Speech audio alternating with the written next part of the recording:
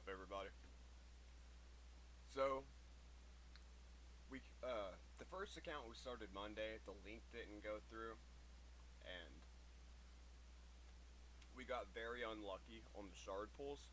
So I decided to start anew and try something different. And this time the link did go through.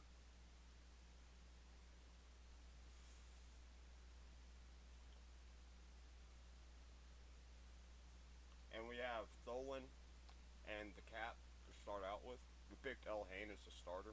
So this way we have an AoE damage dealer of all three affinities.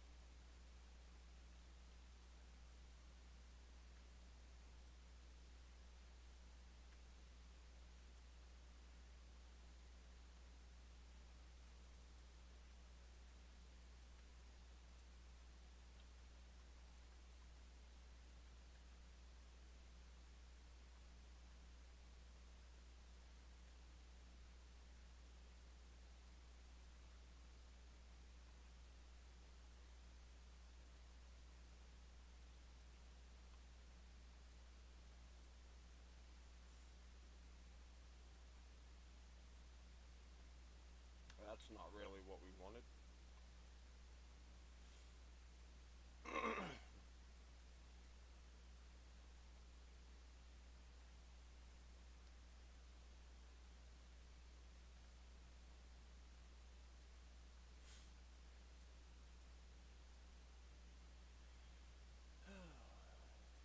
Man, it keeps going into accuracy. We don't need accuracy on Tholen.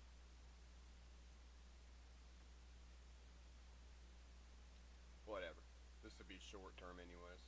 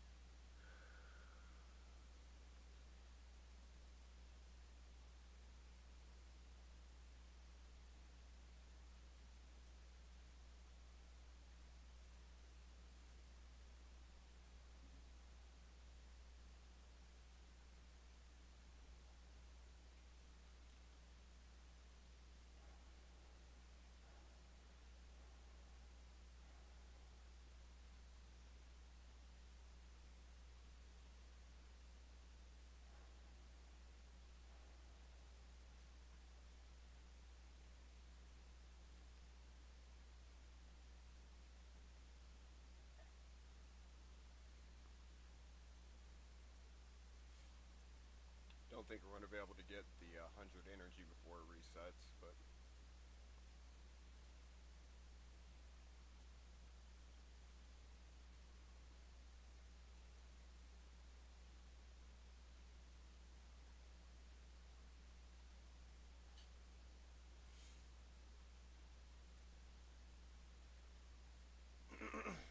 we are in the OG Funky Monkeys.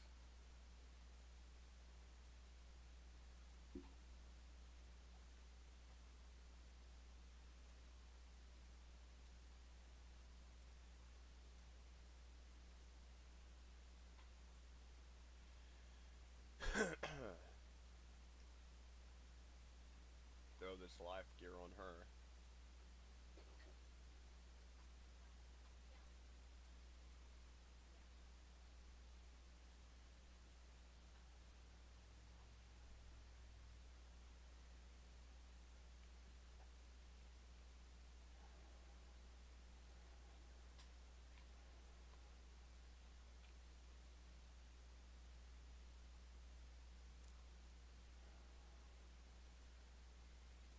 Man, we keep getting crit damage on the HP. It's not what we want.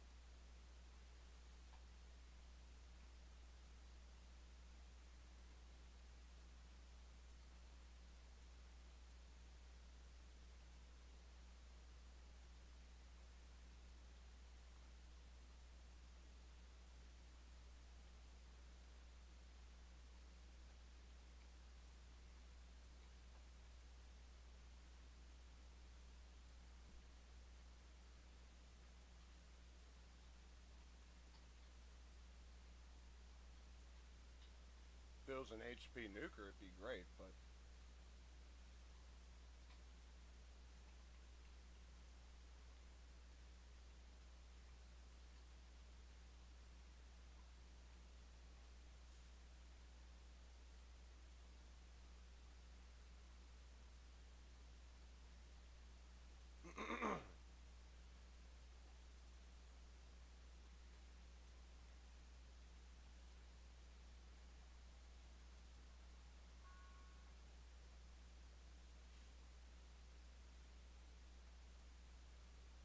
just throwing enough in here to get him up in the 20s.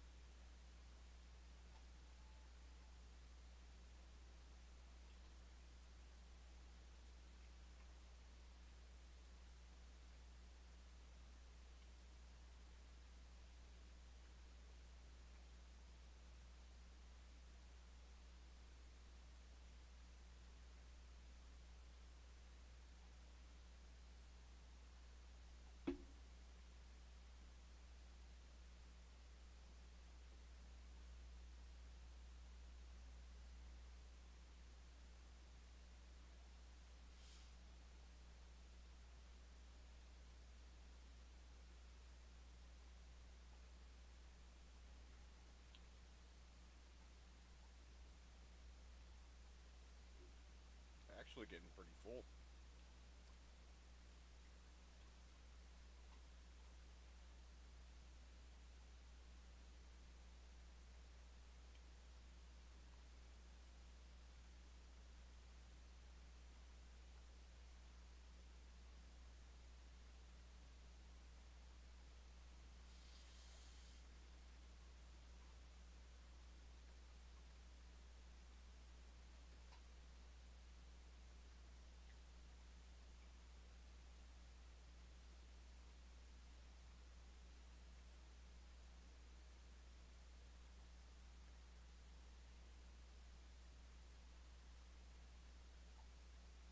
We gotta put something with speed on it on him.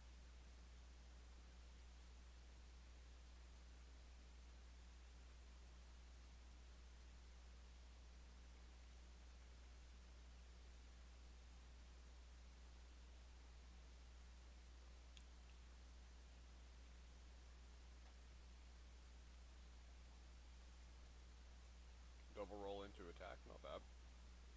Triple roll into attack. Okay.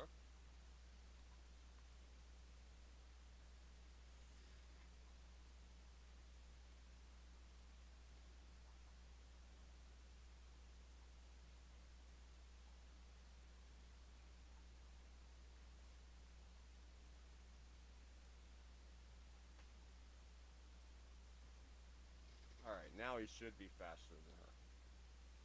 Will that put him at 110? Okay.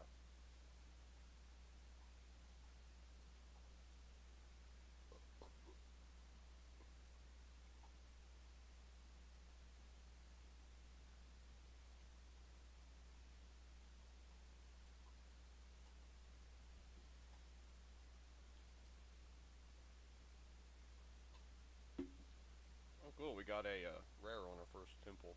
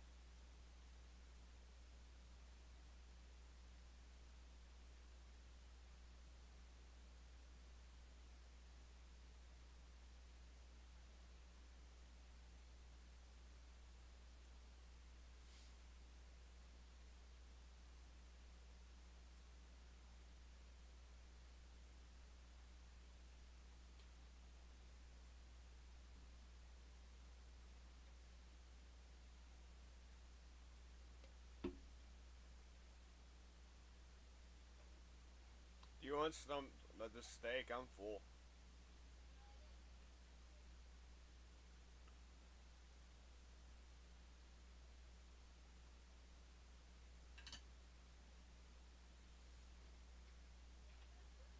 Yeah.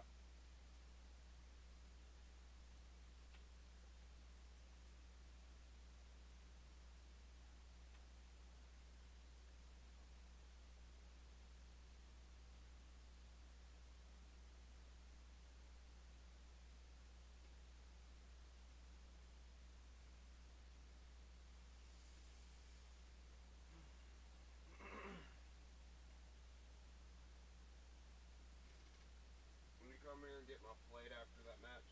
Oh, you're not in a match. Oh, okay. When you get done eating, come get my plate.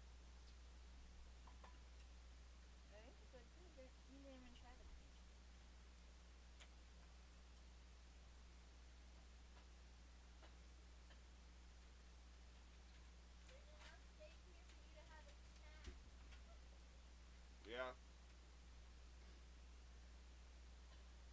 Come get the potatoes and corn.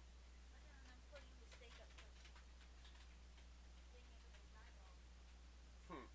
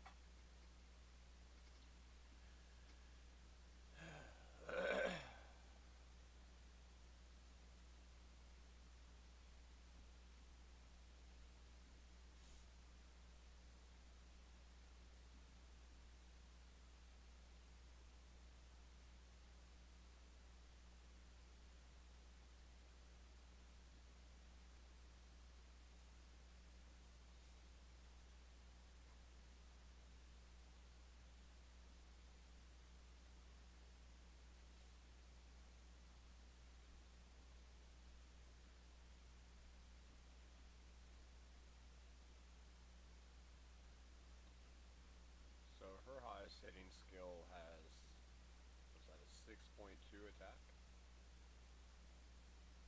Not bad.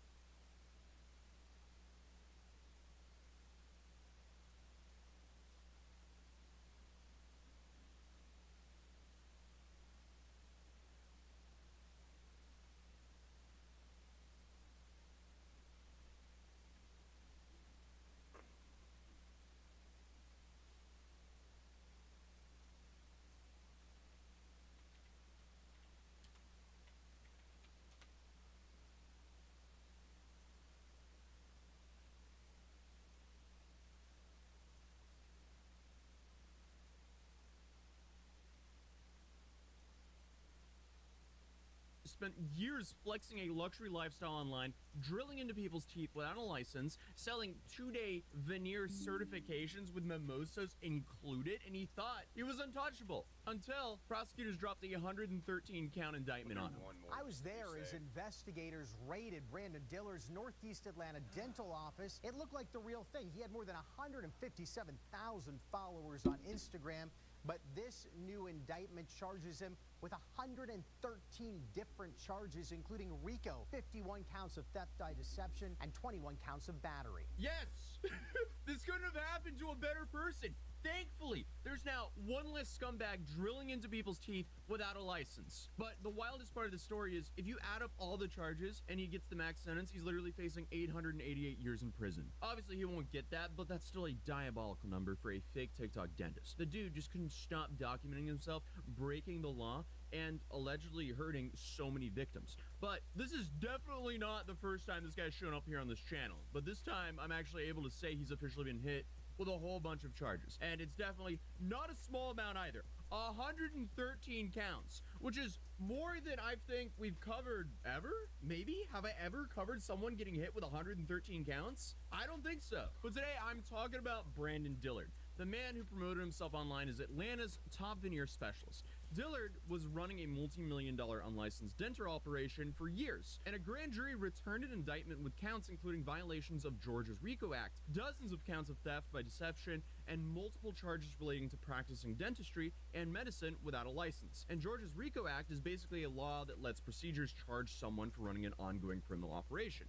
But not just one isolated crime. Basically, it's used when the state believes a person committed repeated illegal acts as a part of their business scheme. So typically, you see it in organized crime cases, but this time, it's for a fake veneer scheme. His arraignment is scheduled for this month, January of 2026, and at the time of recording this video, the actual date isn't scheduled. But what I do know is that the state is treating this as an organized crime enterprise. So it doesn't seem like they're going to be going too easy on him. And what makes this update especially wild is the timing, because I had to go catch up on what Brandon has been up to recently since we last covered him, and it's safe to say the dude has not been laying low at all. Because right up until these charges landed, he was still posting nonstop online. Luxury cars, designer clothes, high-end lifestyle meant to show off, I guess, success and confidence and status, but in reality, it seems like he's just an insecure man who might have made his riches from illegally drilling into people's teeth. So while prosecutors were out there building a case that stretches all the way back to 2021, Brandon was still on social media posting like nothing was ever happening. And the sick part of this is, according to investigators, that money came from people who trusted him with their teeth.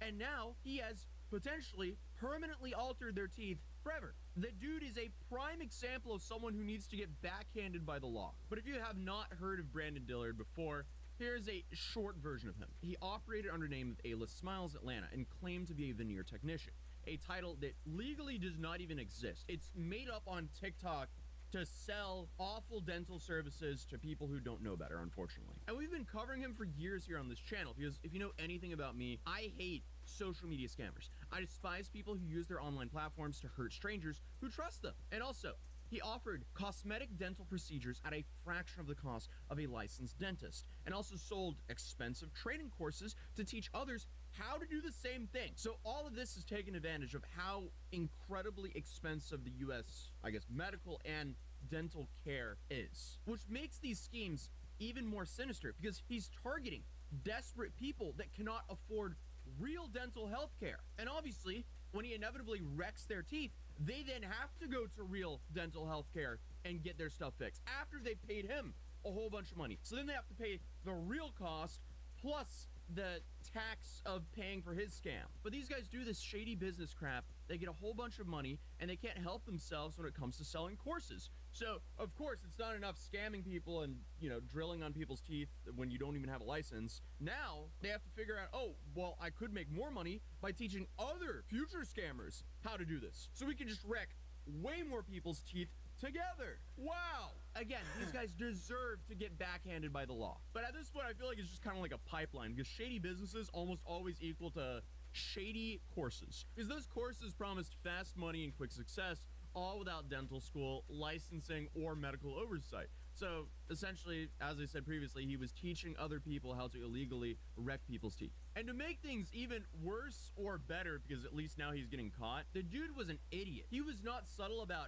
anything at all. He posted procedures online. He marketed everything directly on TikTok and Instagram. Hence why I kept calling him a TikTok dentist or a TikTok veneer tech, because that's what he was calling himself, because, you know, he legally couldn't call himself a dentist, but therefore he came up with the loophole of being like, guys, I'm a veneer tech. it's not only him. There's a whole bunch of them on TikTok. Hopefully, they're scared now. But he showed off his results, client reactions, and behind-the-scenes content like it was just like any other influencer business. And for a long time, apparently it worked because people flew from out of state and paid thousands of dollars. But law enforcement says this was all never legitimate. Prosecutors allege that Dillard performed damaging dental procedures, trained others to do the same, and collected millions of dollars while knowing he was not legally allowed to do any of it. And I swear, every time I cover his cases, my teeth start phantom hurting just by imagining him shaving down people's teeth and sticking cheap veneers from AliExpress, by the way. That is complete speculation, by the way, but it seems like that's true. Because one of my previous videos covering him, we found the set of teeth that they were shilling in their courses, and it looked identical to the one they were selling on AliExpress. So imagine paying thousands of dollars to get the AliExpress special in your teeth that you now have to live with forever. Yeah, no. And what makes this stuff even worse is like you had a bunch of dentists screaming at TikTok saying, hey, these guys are putting veneers on decayed teeth, which, you know, is an absolute nightmare and could be life-threatening. And that's exactly what prosecutors were saying as well, because they were saying their patients were put at risk, not just financially, but medically as well. Patients were sharing horror stories about infections, broken teeth, and massive repair bills. And still, the operation just kept going. In fact, it grew so much that prosecutors say that this went on for years. From 2021 through late 2024, he brought in millions of dollars. Last fall, we watched Brandon Dillard appear from jail before a judge. Dillard called himself Atlanta's top veneer specialist, but Fulton County District Attorney Fonnie Willis calls him a dangerous criminal. This is an illegitimate operation. Last October, we were the only media there as investigators raided A-List Smiles Atlanta. Prosecutors allege that Dillard pocketed more than $4 million from 2021 to 2024, while the indictment alleges patients suffered damage to their teeth and mouths. Last year, Christy Brown told me she paid Dillard $3,000 for veneers her dentist immediately noticed problems with at a clinic. The way it was put on, he just kept asking who did this. Brandon Dillard is not a dentist. As much as he may want to play one on Instagram, he is not one. $4 million. You have to own a very large dental practice as a legitimate dentist to make that kind of money. Like, don't get me wrong, dentists make good money, especially if they own their practice, but to get to $4 million in what, 4 years, that's $1 million a year, that's a pretty big practice. So he was making well over what most actual dentists was when he wasn't even an actual dentist. Probably because he focused on the cosmetic dentistry and sold all of these courses. Also, you know, maybe, you know, he allegedly also bought the teeth that he used as veneers from AliExpress. So, the cost of goods that he was selling was very cheap, allegedly again. But honestly, at this point, things are just kind of predictable. Like, because this kind of scam survives for so long in plain sight, because when something looks, I guess, confident enough, people stop asking the basic questions. Which is probably why, even though he was in a whole bunch of legal trouble, he still posted stuff like this. Y'all be popping out with Chanel bags, but we never see you in the store. We never see you with the champagne. We might not even get to see an unboxing. Mind you, y'all be like, come with me to get my nails done. Come with me to do a Sephora move. But that Chanel bag, you didn't say come with me to get a Chanel bag? That bag is fake news. Stop the cash. Sorry, but... Like, why would you post stuff like that in the middle of an ongoing case? The only good thing about this case is at least he's a dumb criminal who snitched on himself. Like, the dude is being investigated for organized crime, and then he's posting videos about how much money this alleged organized crime made him. Please, someone explain the logic to me. Like, a part of me thinks that he was posting all these videos and buying all this stuff to have one last, I guess, life of luxury feeling before he gets locked up. But he probably realized, or his legal team realized, this was an awful idea, so he's now deleted all the videos I'm now currently showing. So I'm just saying, if I can save these videos before they're deleted, then the prosecutors can as well. Because the dude got all this money from a job title that technically doesn't exist legally. Because again, there's no such job as a veneer technician. There's no license to get to become a veneer technician. And it's not a recognized role in dentistry in Georgia or anywhere else. That term exists almost entirely on TikTok because it sounds official enough to make people lower their guard. Real cosmetic dentists spend years in school and then years more learning how to do veneers safely. This is not some 2-day course with mimosa kind of thing, because veneers permanently alter the structure of your teeth. They involve grinding, shaping, bonding, and managing how your bite comes together. One small mistake can lead to infections, nerve damage, gum disease, or long-term tooth loss. This is why dentistry is regulated and why only licensed professionals are legally allowed to perform this kind of work. And the reason veneer tech scams spread so easily is cost, because, real veneers are extremely expensive. They can cost anywhere from hundreds of dollars per tooth to into the thousands. And those prices scare people away. So now you have veneer techs filling the gap by offering way cheaper alternatives, but in return, you're getting the worst work done. And very likely teeth straight from AliExpress. And experts have been warning about this for years. Dentists have said over and over again that these procedures are irreversible and that unlicensed providers often glue veneers over existing decay or infections. And people end up paying so much more later on to undo the damage, sometimes losing teeth entirely in the process. So veneer technicians often display certificates, waivers, and other stuff they got from their 2-day mimosa veneer technician course. And that's to appear legitimate, but in reality they're all just frauds. I hate this place. I hate that people can just do this to other people, which is why I'm screaming as loud as I can to make as many people aware of these scams. But according to prosecutors, Brandon Dillard didn't just perform these procedures himself. He also sold training courses to teach others how to do the same. Students paid thousands of dollars to learn a skill that could get them sued or charged with a crime as well. So, the charges just keep stacking on him. We got 113 to be exact. But a lot of his victims from the courses later came forward saying they were scammed into believing this is a real career path, only to find themselves facing their own legal trouble when dental board stepped in. So, come on, guys. But this is why authorities are treating this as organized crime, because from their perspective, it looks like an organized operation built around illegal medical work, which explains the RICO charges. Because even with arrests and indictments, veneer tech content is still all over TikTok somehow.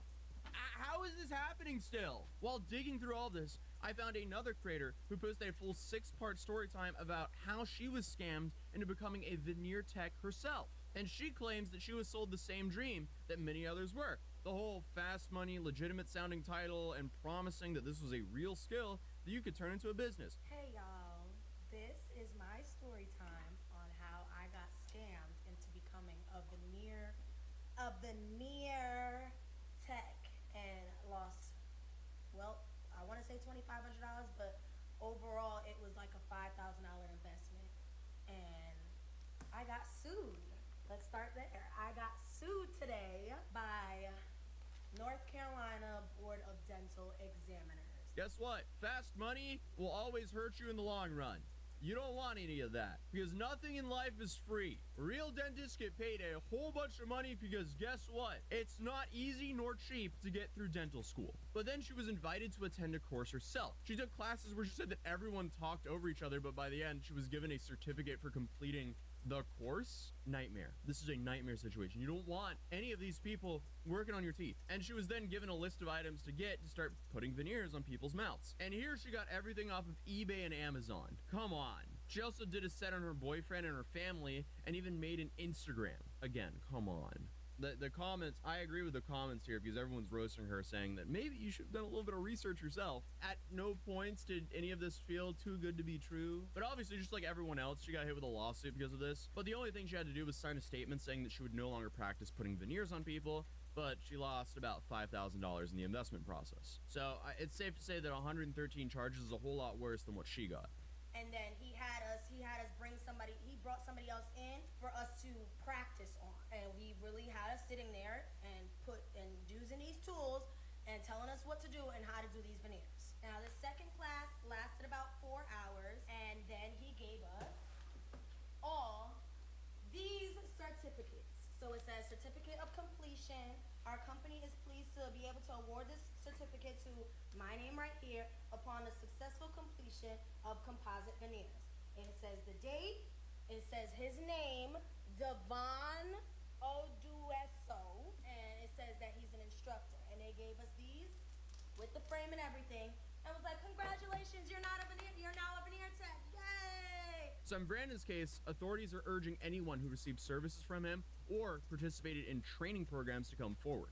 And that alone tells you how wide they believe this operation was. Because when prosecutors ask for victims and trainees to contact them, it usually means they believe there's a whole bunch of people affected here. And to be clear, no one has been convicted yet, and any sentence would also come after a trial or a plea deal. And that said, obviously, the charges Brandon are facing is very serious. Georgia's RICO charge alone can carry 5 to 20 years in prison per count. You know, if you actually add everything up, he's facing 888 years in prison, which is just diabolical. But in cases like this, sentences often depend on how many victims are actually confirmed and how much money was actually involved. But either way, it's safe to say that Brandon is now looking at a whole bunch of tough years ahead. So please, guys, just because someone has a whole bunch of followers online, don't trust them to do medical work on you. But hey, drop a like on this video if you want me to actually pull up this trial and cover it from start to finish like I do with so many of the other cases. If you're new here, feel free to subscribe, and I'll see you guys in the next video, because right now, I gotta catch a flight because I'm gonna cover another trial.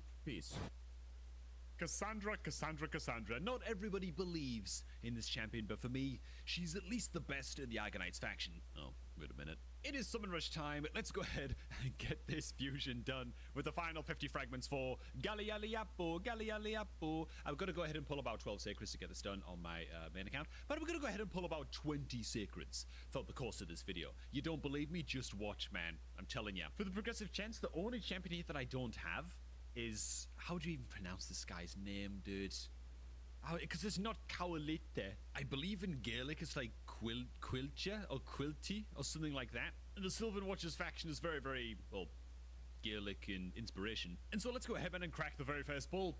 Let's just get the ball rolling. Let's get this done, lads. If we hit gold, it would be a bloody miracle on the main account, because I have no Sacred Shard Mercy at all, as we put ourselves into a Sand-Lashed Survivor. Not too bad as a buff duration extender in an Infinity Wixwell Demon Lord team.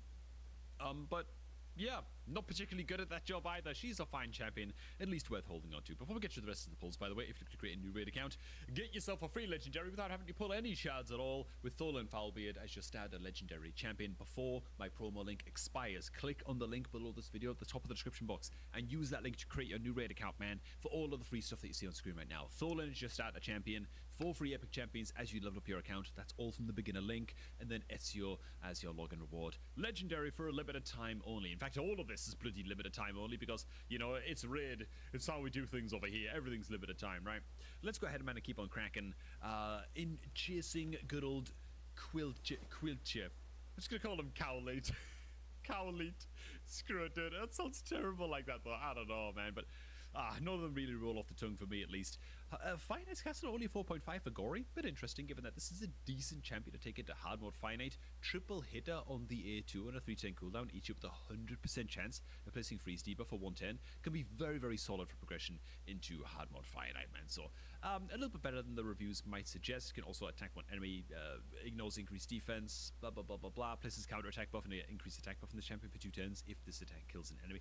Bit useless into other areas of the game, I think Gory is outside of hard Finite, but, you know, could be one worth building if you are struggling to pull Creedans and Neldors and, oh my goodness, that kind of stuff. As we pull Countess Lix, which is a duplicate for me. And you know what, man? I like this legendary. I like this. Why is that a hot take? Because of this. People think that Countess Lix is kind of garbage, especially in Faction Wars of 4.1. Are you kidding me, man? This is not a 4.1 legendary in the Faction Wars. I think people just wanted a bit more from the champion than what she gives, but for me, she's quite solid. Places weak and deeper from the A1 pretty reliably. On the A2, it's a 410 cooldown, okay? But it's an attack all enemies 3 times each hit with a chance of placing strong version decreased speed, and each hit with a chance of decreasing enemy tear meter by 10%. So it's basically a guaranteed 30% tear meter reduction and 30% decreased speed against all enemies on the A2. Like, I think that's actually quite solid. And then on the A3, it's a 510 cooldown. Long cooldowns on this champion, but impactful skills. Attack all enemies, chance of placing block active skills for 2 turns, great against waves. Also decrease the cooldown of all ally skills by 110 as well. I think that you can't be going underestimating Countess Lix. I think that she's a great wave controller champion, and her damage is not too bad either as well. She is attack based as well, and so she can be a good secondary damage dealer too. I think that she's okay, man. I think she's okay. That said, it's a duplicate legendary. It's nice that we're now on a 20x for Quilcha, you know what I'm saying? But, oh man. I haven't hit a champion on a progressive chance event in a long bloody time, and so it would be so underwhelming if we actually hit the Quilcha. Oh god. I'm just not going to say his name for the rest of the video. If we hit the champion that we've locked in this progressive chance, you know, as opposed to hitting, like, I don't know, a Crazier or something in a progressive, you know. Deathless is a little bit of a strange champion. Attack all enemies. This attack will also be critical if the 2 or more dead allies. Damage increases according to the number of dead allies. I don't know, man. Like, you've got to run a team that just deliberately dies to get the most out of this champion or something. It's a strange one. It's a very, very strange one. Let's keep on cracking. It is we've hit a legendary, by the way, already. Put ourselves into a to go. What are the champions that you get from the beginner promo link? I believe. Wait a minute. You do, right? Let me just check it real quick. Okay, yeah, lovely, you do. To go is actually the last epic champion that you get from using my beginner link, man. To go brings the revive and a shield buff on the A3, as well as a 310 cooldown, increased speed buff, and some healing on the A2. Just a very, very good general sort of catch-all support, and one of the best faction wars revivers, to be honest, in the game. If we're talking about epic champions only, to go's way, way up there because of that increased speed buff and the healing as well. As the revive. Great kit on the good old Taggy, rivaled only by old Helmet York, really, in the Orcs faction. Pull ourselves to another epic. Wow, the camera angle's so low when you pull yourself a Terror Beast, which, let's be real, nobody wants to pull a Terror Beast, you know? No offense to the doggo over here, Taru, but you're frankly a legendary. This thing's only an epic, and you've got a way better kit already, and you're a 9-week-old puppy. The puppy's down asleep below my desk right now, by the way. I'm not going insane and just talking to myself. Okay, pull ourselves an Ugo. Alright, this is obviously one of my first champions that I got fully max empowered on the account, so this is just another duplicate, but still one of the best epics in the game. If you pull an Ugo early on, you're gonna build it. That's it. If you pull an Ugo late on, you're probably gonna build it. To be fair, decreased defense, block buffs in an AoE, heals and debuff cleanse and a leech on the A1. Just an incredible kit, particularly if you're taking it to Hydra Clan Boss, which gives Ugo insane longevity on your account for an epic champion as far as epics are concerned. Man, we're cracking through these fast today, man. Let's just keep on cranking. We've got a lot more secrets to get through than what it appears on, you know, the account that we're pulling them on right now, as we pull it into Baroth the Bloodsoaked. Of all the epics that I'd like to see get buffed and get a little bit tweaked, it would actually be Baroth, you know. He looks very, very awesome, very, very cool, but he's all single target, and he basically just places, what? It's just a single target decreased defense and a single target decreased attack debuff on his A3. And it's on a 410 cooldown bugged. So, like, what are we doing here, man? This is not good enough, you know? Then his A2 is just a smack, pretty much. So, I don't know, man. Baroth looks very, very cool, but he doesn't really do enough. When you consider that, like, Stag Knights in the game places decreased attack and decreased defense, on an AoE, on a 310 cooldown, on his A2, like, it puts into perspective just how not good Baroth the Bloodsoaked is. So, let's get him. I also don't believe that that's blood, by the way. It was way too bright. I don't know, man. I think that he's just painted himself and he's just cosplaying and just pretending, yeah, I painted myself in blood, man. I'm just cool like that, you know. Baroth, come on, man. You're not fooling anybody, bro. As we put ourselves into Relic Keeper, absolutely pretty terrible champion.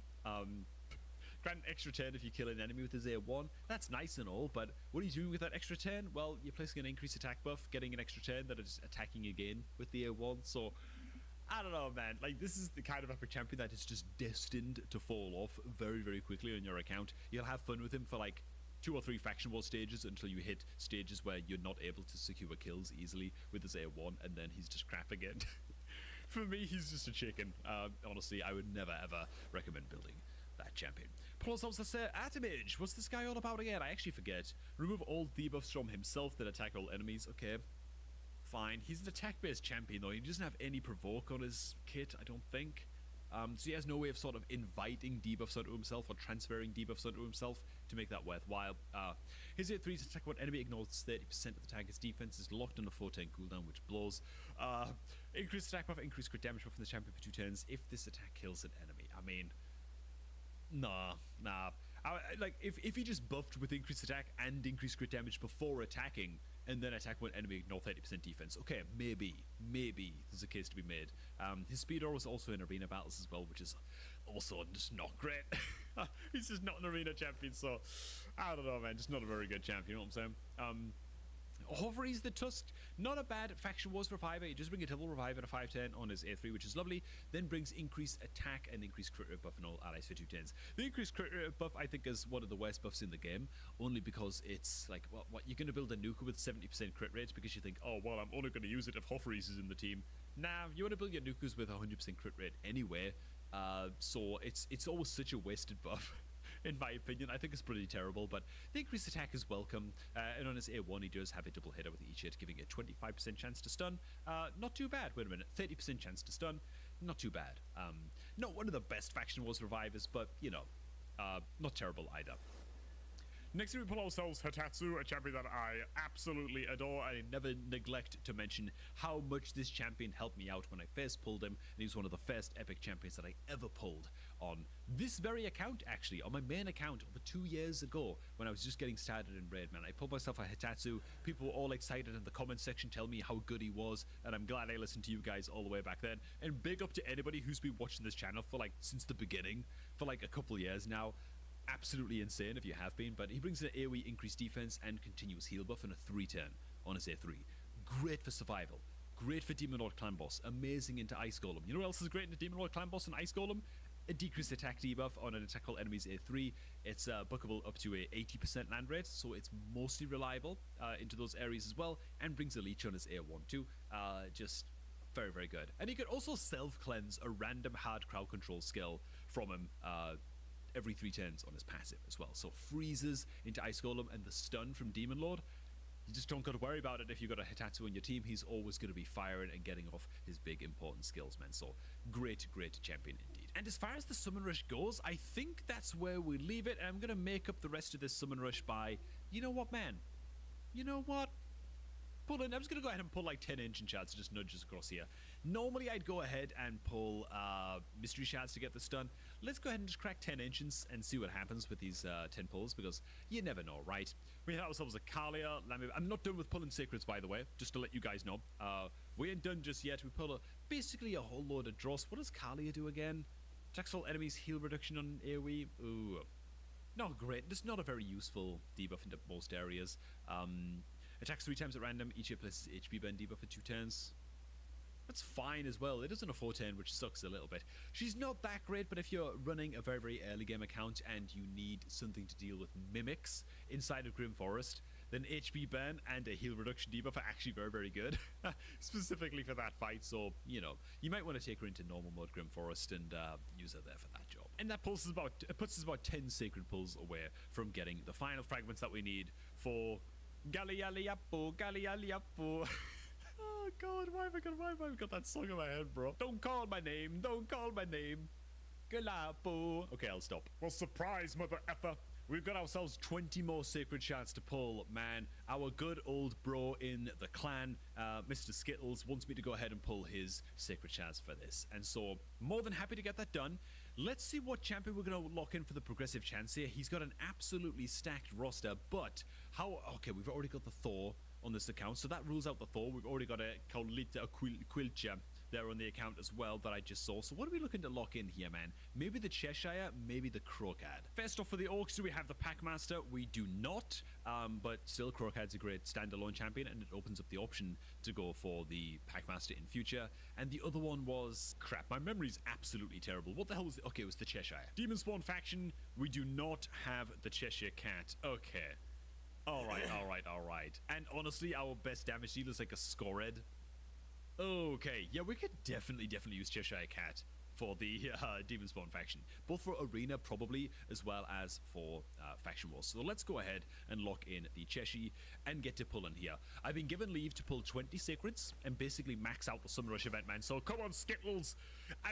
Anytime I pull shards for anybody, it always turns out absolutely terrible recently. So I really hope that we can get Skittles some luck. He deserves it, man. He's a great bloody clan member. Skittles, we're rooting for you, brother. Okay, we got ourselves a Jotun, HP burn on a single target. That's kind of all he does. Absolutely trash champion. Basically a chicken. So terrible start. It can only get better from here, right? Next epic that we're going to crack is going to be an Atur, brother of, who does he pair up with? Kalia, who we just pulled on my account. I mean, look at how crap this is. Just take a moment to appreciate how absolutely abysmal this A2 is. Attacks 2 times at random. Each hit with a not even 100% chance of placing a provoke debuff for 1 turn. Atur, get off my screen and put some clothes on, for God's sake. Let's keep on going, man.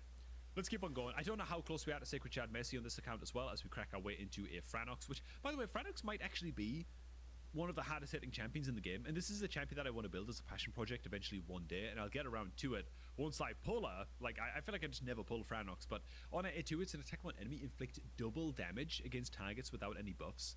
So, like, she can hit like an absolute freight train. Like, it's a bit bizarre because she's a bit useless, like most of the areas of the game.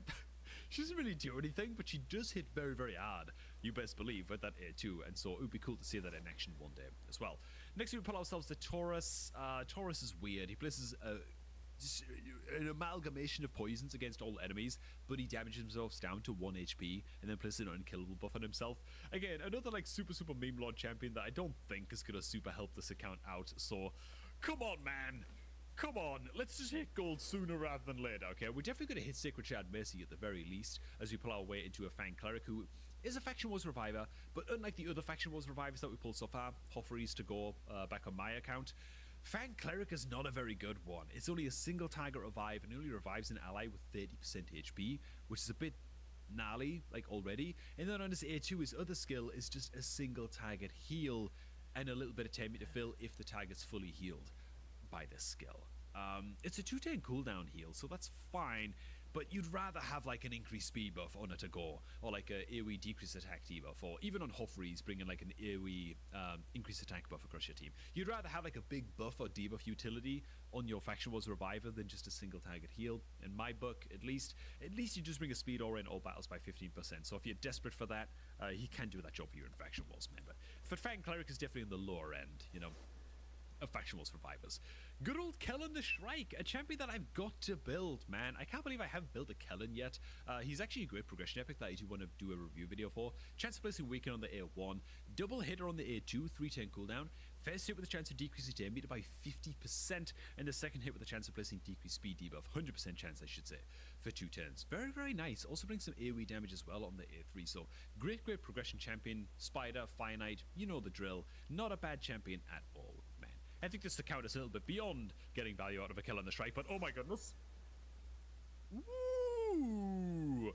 Dude! We hit the Crows. Now, people don't like Crows very much, or people were not very enthused by the fusion, but he's a very good Faction Wars legendary champion. It's funny, he's actually one of the progressive chance champions, but he's not the one that we locked in, obviously. So, Crows brings an attack, oh, wait a minute. He brings a A2 skill, 4-turn cooldown, 100% chance of placing 2 bomb debuffs in each enemy, and fill this champion's damage by 25% for each enemy with a bomb debuff, right? That's kind of cool. You can get a lot of damage to fill from this A2 as well as placing those bombs. And then on his A3, attack all enemies 3-turn cooldown, 100% chance of decreasing the detonation cooldown of all bomb debuffs by a turn. Very nice. Also has the chance of placing block active skills as well. On his A3, it fills the 10 meter of all, fills all allies' 10 meters by 5% each time a bomb debuff detonates. This is amazing for Faction Wars Wave Control. Great damage, great control, 10 meter fill. Very cool indeed. Oh yeah, can he just get an instant turn effect on himself as well if an enemy, if an ally or an enemy is killed by a bomb debuff. That's kind of interesting too, man. So that's kind of cool. We get ourselves a Crows. Did we actually have him on our Orcan Tribes faction? Did we actually have him already? I have no idea. That red dot implies to me that he's new, and it looks to me like our Faction Wars Organ Tribes could actually use the Crows as well. Yep, and we do not have a duplicate Crows to apply as an Organ Tribes Faction Guardian. That tells me that there's no Crows on the account, so that is a new legendary pull right there. Pretty happy with that. There you go, man, Skittles. The luck has returned, and now we've got a 20x with like 14 pulls remaining or something to try and hit the Cheshire as well. That'd be huge, man. Next up, we've got Wuzgar. Absolute Fire Knight beast, apart from the fact that he's not. I don't believe in this champion. I just don't believe these reviews. I don't believe he's a 4.9. I can't believe it. I don't think he's good enough to warrant a 4.9, man. He brings a quad hitter A1. I think people get carried away with how good this is, right? A double or a triple hitter A1 is just fine for most Fire Knight champions, in my book, as long as you're running like an ally attack champion or whatever, but whatever, man. It's a quad hitter A1. It doesn't apply any decreased speed or whatever, but there you go. Then he brings some healing and a counterattack buff, but the counterattack buff is only on himself on his A2. And then he places a reflect damage buff and a shield buff equal to 20% of the champion's max HP on all allies for 2 turns as well. So big reflect damage, big shield. Reflect damage does help to break down Fire Knight shield stacks as well, but I don't know, dude. I feel like he needs to bring a decreased speed debuff or some 10 meter control, even if it's just like 5% on each hit on his A1 or something, you know. I just refuse to believe that he's as good as the reviews say. In Fire Knight, man, I'm a Wuzgar hater. Maybe I'm wrong. Maybe I need to build him and test him out for myself. You know what I'm saying? What's the big, oh my god, big old delay time here or something. Good old Taragi the Frog pops out. Great champion, AoE ally protect, AoE shields, AoE provoke, chance to place poison whenever he's hit. Amazing champion for Demon or Clan Boss. 4.7 is a joke, actually. He's a lot better than that. Where's his Ice Golem reviews? 4.3? Dude, people are tripping. People are dreaming. Taragi is way better than that into Ice Golem and into Demon Lord. And into Dragon Slayer, probably.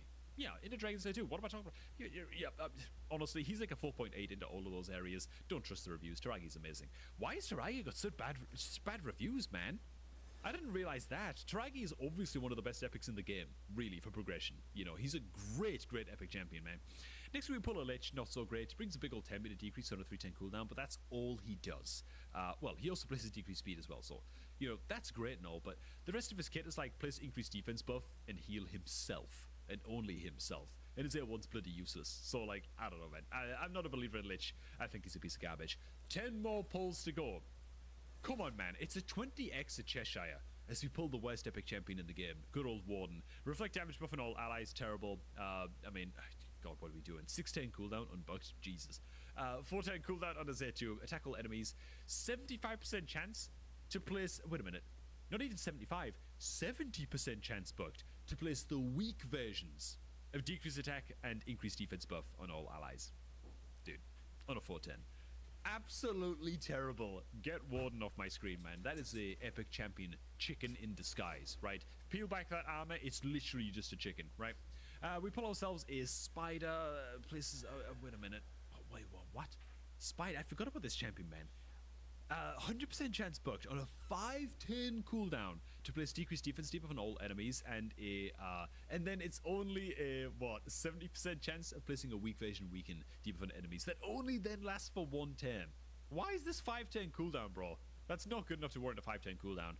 The A3 is an attack all enemies, decreased duration of all buffs by 110, and has a 75% chance of placing decreased attack debuff for 210s. That's on a 310 cooldown. Okay, he's not quite as bad as I was thinking. He's fine for Faction Wars. He's okay, man. He's alright. Not great, not terrible. That A3 is a little bit of a crime against humanity, though. I will say that. Next up, man, Thoresk, legendary champion in appearance. Not that amazing when it comes to kit, though. Attack all enemies, decrease resistance being sort of like the mainstay of kit. Yeah, not super great. Let's keep on cracking, man. Oh my god, this video is actually going on for quite a while, man. I apologize. I'll go ahead and speed up the crack speed here. Fordball's AoE decreased defense champion. It's 100% land rate, but it's a 410 cooldown. He makes up with that with a 100% land rate stun debuff on the 310 on his A2. Again, fine Faction Wars champion, not a massive amount to write home about with Fordball, besides the fact triple hit at A1 makes him decent as a finite progression champion as well, I guess. Next up, it's gonna be a Juro Jin, who, you know what? This guy's so bad, is so single target centric, and just doesn't really do a whole lot. Like, ignores unkillable and block damage buffs in a single target hit, as if he's like some kind of arena champion, which he isn't. It just, yeah, I don't even want to... I didn't want to go over the rest of his kit, man. We'll just skip past Eurogen, you know what I'm saying? It's gonna be another epic. It's the double shield wielding Balthus, man. Brings a single target provoke as well as an attack all enemies decreased crit rate debuff for 210s. Not bad. On a 310 cooldown, it's reliable. You know, it's not terrible for Faction Wars. He's not a great champion either, though. Like, why he's got a 4.5 into Hydra, dude? I mean, I guess he could be used as a... it's a 410 cooldown provoke, though. Oh, it is a 210 duration provoke. Okay, yeah, he could actually do a job for you, I guess, on a budget. If you got no other Hydra provoke option, he could do a job for you. Oh my god, did we hit the epic? Or the legendary, rather? It's not a thing. It's not a Cheshire cat. It's not a Cheshire cow, either. It's a great Hoofloriaka. Is she actually that great? I have a really, really bad feeling about this champion. Oh god. Oh lord. Oh man. Skittles. I've gone done you wrong, Skittles. I apologize, man. Is she actually that bad? She brings a block debuffs buff and increased accuracy buff on allies for 210s or a 310. Also filling 10 meter for all allies by 20%. That's not a bad skill. That's not a bad skill at all. Block debuffs 10 meter fill on its own is fine. What about the A2 though? It's an attack all enemies, decreased resistance debuff and decreased accuracy debuff for 210s. Okay. Fill this champion's 10 meter by 10% for each debuff placed by this skill. Okay, wow. Alright, she was buffed recently, I think. Not too long ago, she was buffed to have this extra effect for 10 meter fill, so she attacks into a full wave of enemies in Faction Wars. It's kind of just an extra 10 effect. She's going to get so much 10 meter fill from this that it's basically a extra 10, and then she can come in and use the 10 meter boost and the block debuffs, so that's actually okay. Attacks with enemy 2 times, each hit with a chance of stealing a random buff. Fill this champion's 10 meter for each buff stolen, and then fill this champion's 10 meter by 5% each time an ally buff is removed, transferred, stolen, or expires. Is she actually good though? Because, yeah, she's getting extra turns and stuff, but she's placing decreased res, decreased accuracy. Like, how good are those, actually? Block debuffs is great. Increased accuracy buff is... she places a lot of the most mediocre debuffs in the game. I'd say that. She's obviously more of a Faction Wars champion than anything else as well, which doesn't really help. Not the greatest, but if we get lucky enough to hit gold again, it's a 25x now for the Cheshire. Let's finish this thing strong for skills, shall we? Not with you. Franox, we've already covered you. I know, and I'm excited to build you as well. Oh my god, dude. Oh, wait a minute. No, Ultan isn't the champion I'm thinking of. He's not the champion I'm thinking of, man. Ultan's not that great either. Ultan's not great either, man. Oh, no, dude. Oh, let me just double check. Okay, yeah, it's him. Oh, for God's sake. I'll point out the champion I thought this was in just a second, but Ultan's not amazing. Attack all enemies, 100% chance of placing sleep is nice. It's on a 4-turn cooldown. Also places decreased speed for 2 turns. If it well is on the same team, places stun debuff, blah, blah, blah. Fill this champion's tempered by 50% whenever a sleep or stun debuff placed by the skill expires. So it might be a 4-turn cooldown, but you get a lot of temper to fill from this. It at least places a strong version decreased speed as well, so that's nice. On the A2, remove all debuffs from Ultan. Heal them by 20% of the max HP. Heals the champion by an additional 20% max HP for each debuff removed. So big old debuff cleanse, but only on himself on a 310. Then place a shield buff on himself, proportional to this champion's attack. Finally, attack one enemy, ignore shield buffs, and damage increases by 20% for each debuff removed. On the passive, you got a chance of decreasing cooldown by... it's just, where does he go? What does he do? What does he do? I know I've just read his kit, but where do you use him is always going to be the concern with Ultan of the Shell. Yeah... Chance of placing decreased defense on his A1 at least. I don't know, man. I don't know what to tell you. We've got 1 pull left on this account now. The champion I thought that was actually Islin. I actually thought it was Strategos Islin for a second, man. I got the 2 champion kits sort of mixed up in my head, and Islin's actually a great champion. I would have been very, very happy with Skittles for that, but let me just double check that I do just need to do 1 more pull here on this account just to really max this thing out. Yeah, it looks like 1 more Sacred Chat pull. Come on, man. If we hit gold again here, like something is smiling down on us. It's not. It's going to be a purple. It's a good purple, though. Rockbreaker is actually a fine champion. AoE Provoke stacks all kinds of defense on himself every time he uses his A1, just like passive buffs. And then on his passive, 50% chance every turn of just reducing the damage he takes from a single hit by 50%. Great Faction Wars champion. Not amazing anywhere else, though. Cheshire Cat is going to elude us for the time being. Okay. Well, pretty stacked champion roster. We did hit 3 legendaries and 20 pulls, which is a little bit ahead of curve in terms of luck. On this account, Kroz, definitely quite good. The other 2... God, we'll just leave it there, man. At least we got the Kroz in. Thanks for watching, guys. Hope you guys enjoyed the happy Sacred Chat pulls. If you're looking to create a new raid account, make sure to go ahead and get that done by using the beginner link that's below this video at the top of the description box to start off a new raid account with all of the free stuff that you see on screen right now. And I'm going to catch all of you guys just a tad bit later, man.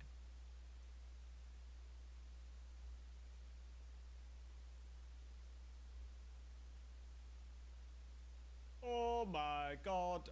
Why do we have a level 60 Yaga on this account? I've legitimately just noticed that. What is it the guys this is called? This is an account takeover.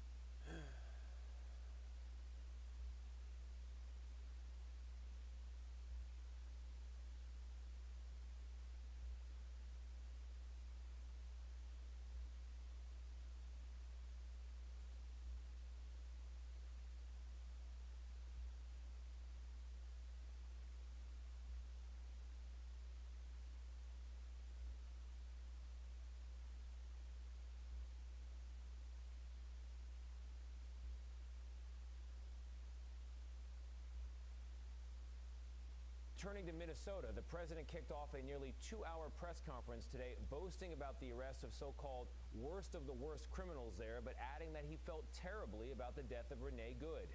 That as the Justice Department deepens its investigation into Minnesota's Democratic leaders. Nicole Skanga with the latest. Today, the Justice Department serves subpoenas to top Minnesota officials. Governor Tim Walz, Attorney General Keith Ellison, and Minneapolis Mayor Jacob Frey, accusing the Democrats of conspiring to impede federal immigration officers. State officials denied the allegations. In a statement to CBS News, Frey said when the federal government tries to intimidate local leaders for doing their jobs, every American should be concerned. During a White House press briefing today, President Trump weighed in on the administration's increased ICE enforcement. They're going to make mistakes sometimes. ICE is going to be too rough with somebody, or, they're dealing with rough people. And at an ICE facility in St. Paul, U.S. Border Patrol Commander Gregory Bavino says during the past 6 weeks alone, federal officers have arrested more than 3,000 people in the Twin Cities. Our operations are lawful, they're targeted, and they're focused on individuals who pose a serious threat to this community. But at a gathering of local police chiefs today at the Minnesota State Capitol, law enforcement revealed their own off-duty officers have been caught up in ICE encounters, along with scores of U.S. citizens. Can we find a way to make sure that we can do these things without scaring the hell out of our community members and freaking everyone out? In this video, U.S. citizen Chong Li Thao, a 56-year-old grandfather, says federal immigration agents forced open his door at gunpoint Sunday, leading him out onto the streets in his underwear in sub-freezing temperatures. They didn't ask for my ID or anything until after they handcuffed me. And at Edina High School today, just outside Minneapolis, students walked out into the bitter cold in solidarity with immigrant families, carrying signs with messages like abolish ICE. And this week, the Justice Department appealed a federal court order restricting immigration agents from arresting, detaining, or using chemical agents like pepper spray against peaceful protesters. That case now moves on to the U.S. Court of Appeals. I just learned of an alarming story that happened right here in my own backyard, in this beautiful swamp I call a home, Florida. This is my swamp. I'm like Shrek if he got hit by a shrink ray and then did a fusion dance with Lord Farquaad. Born and raised here, I love this place. But it's time we be honest here, sports fans. There's some fucking problems afoot. In Miami Beach, police were dispatched to a woman's home, confronting her at her residence, all over a Facebook comment she made that they didn't really like. I'm going to show you 2 clips from this interaction here. One of them is like the director's cut, I'm assuming from the full video, like the raw upload, but it's from Washington Post, and they did their best to fuck it in the butt. Like, the quality is negative 240p, the audio is scratchy. I don't know if they downloaded it like 4 million times as a joke just to degrade the quality as much as possible, but I just wanted to give you a fair warning that this first clip I'm showing, so that way you can see the very beginning of this interaction. Then I will cut to a much cleaner upload of it, but I think it's important you at least get the beginning too, the intro. Charged with the crime. Okay, so you're here to investigate a statement that I allegedly made on Facebook. We're not 100% it's you. We gotta see. If I admit that it's me or not, what does that mean? Ma'am, you're not going to jail. We're just here to have a conversation. You're not going to jail. Wonderful. Excuse me. Good afternoon. How are you? I'm a top chick. All right, nice to meet you. Detective Gina. Nice to meet you. I am recording this. Just for the record. You can record all you want. How can I help you? We're just, let me see that. Again, I don't know how the quality of this section got so shitty when the rest of the uploads that happen after this are much cleaner. It feels like it's done on purpose. It looks like the fucking footage from The Dark Knight when the Joker's like torturing that guy. I don't know why it looks so bad here, but I think it's important context where the officers arrived at her doorstep to interrogate her about a Facebook comment she may or may not have left, and it's pretty clear this is an intimidation tactic and also a very clear violation of Americans' First Amendment rights. The picture to make sure it's you. We're not sure. Okay. Is that your account? There's nothing threatening in here or calling for violence at all. This, whether you agree with her statement or not, is protected speech, and she shouldn't have to fear the fucking speech police showing up at her door, the goof troop arriving, interrogating her over a Facebook comment. At first I thought this could potentially be faked, outrage bait or something, but this has been covered by news outlets, and there's even a statement from the Miami Beach Police Department, and they are defending the action, saying, the Miami Beach Police Department was made aware of a social media post containing potentially inflammatory commentary referencing a Miami Beach elected official in light of recent national concerns regarding anti-Semitism, and out of an abundance of caution, the department assessed the post for any potential safety implications. Basically, the thought police rolled in, the hall monitors came in deep, scooting in sideways in order to intimidate an American citizen named Raquel Pacheco, all because she expressed criticism on their mayor, Stephen Miner, which is this slimy bozo right here. By the way, I didn't purposefully choose an unflattering photo of Stephen. That's his Wikipedia photograph. He is just that unpleasant looking, I suppose. Now, thankfully, this story has exploded. It's causing outrage nationwide, as it should, because this is completely indefensible. And because it's gotten so big, there have been people that are trying to spin some kind of false narrative and presenting baloney as though it's facts. And it's people saying shit like, this is what happens when you elect a Democrat. Democrat Stephen Miner did this. When that's just not true, any drooling goober right now can just go to Google, activate a few neurons, type in Stephen Miner's name, and find out he's not a Democrat. Stephen Miner is actually a former Republican who switched to no party affiliation in 2018. It seems like he made that switch shortly after a scandal came to light, but regardless, he is not a Democrat, never has been. And from what I've read, to this day, prefers to be associated as more of a Republican than anything, just based on what I've been reading. But he was even a former Republican before that no-party switch, so I don't know where this idea that he's a Democrat is coming from, other than just people spreading misinformation. There's a quick read that succinctly puts Stephen Miner's tumultuous career in politics on display, just lays it in front of you. I refuse to answer questions without my lawyer present. So I really don't know how to answer that question either. Well, like I said, you're not going to This is jail. freedom of speech. This is America, right? And You're a veteran. And I agree with you 100%. Okay. We're just trying to see if it's you, because if we're not talking to the right person, we want to go see who the right person Okay, is. how can I help you? You shouldn't be wanting to see the person in the first place. This is no threat or anything at all. This is well within the protected rights of Americans to express criticism on the mayor, if they so choose. It's such a fucking overreach here. And anybody at all in this country should find issue with this. Again, even if you disagree with her statement, even if you're the biggest Stephen Miner fan of all time, you got fucking Stephen Miner, you know, soda drink hat, you're the biggest super fan enthusiast, this should still be a red flag for you, and you should have a huge issue with it. I believe both the police chief and Stephen Miner should 1000% lose their positions here. This is a fundamental right that they have now just fucking wiped their entire ass with here. That is inexcusable, and it's not an exaggeration to say that. Now, just to give you even further context here, the woman who recorded this encounter, Raquel Pacheco, a Miami Beach political activist and veteran who previously ran for city commission and a Democratic state senate candidate. She had made a comment on Facebook that was referencing a statement from Miner about Miami Beach being a safe haven for everyone, contrasting it with New York City, which he said was intentionally removing protections for and promoting boycotts of Israeli and Jewish businesses, which she is 100% allowed to do if she so chooses, which maybe she did, maybe she didn't. We have no evidence to suggest whether or not that was actually Raquel Pacheco that posted that comment.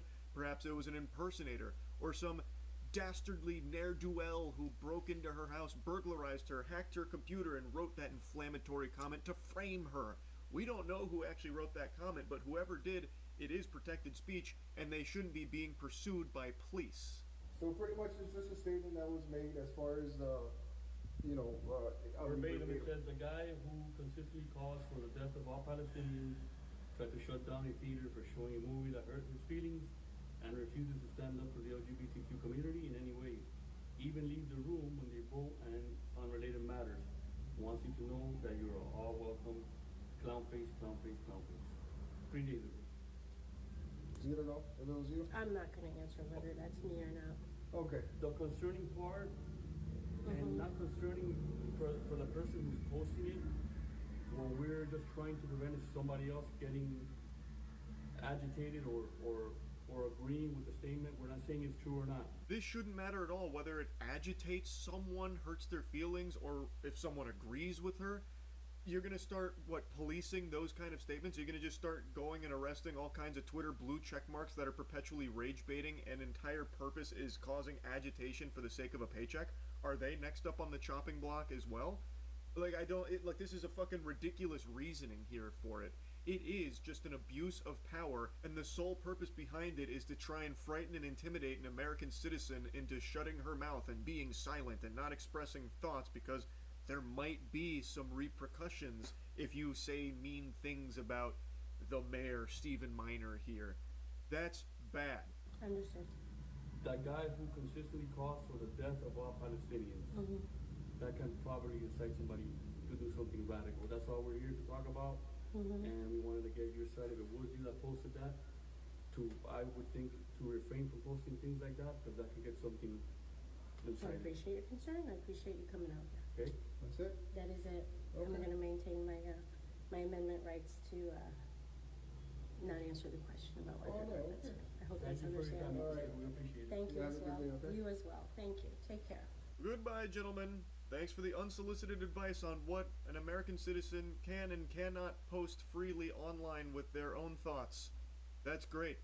Thank you, Speech Police. Wonderful. Anyway, this shit is very concerning, especially as a resident of Florida, and I hope this kind of practice doesn't become normalized.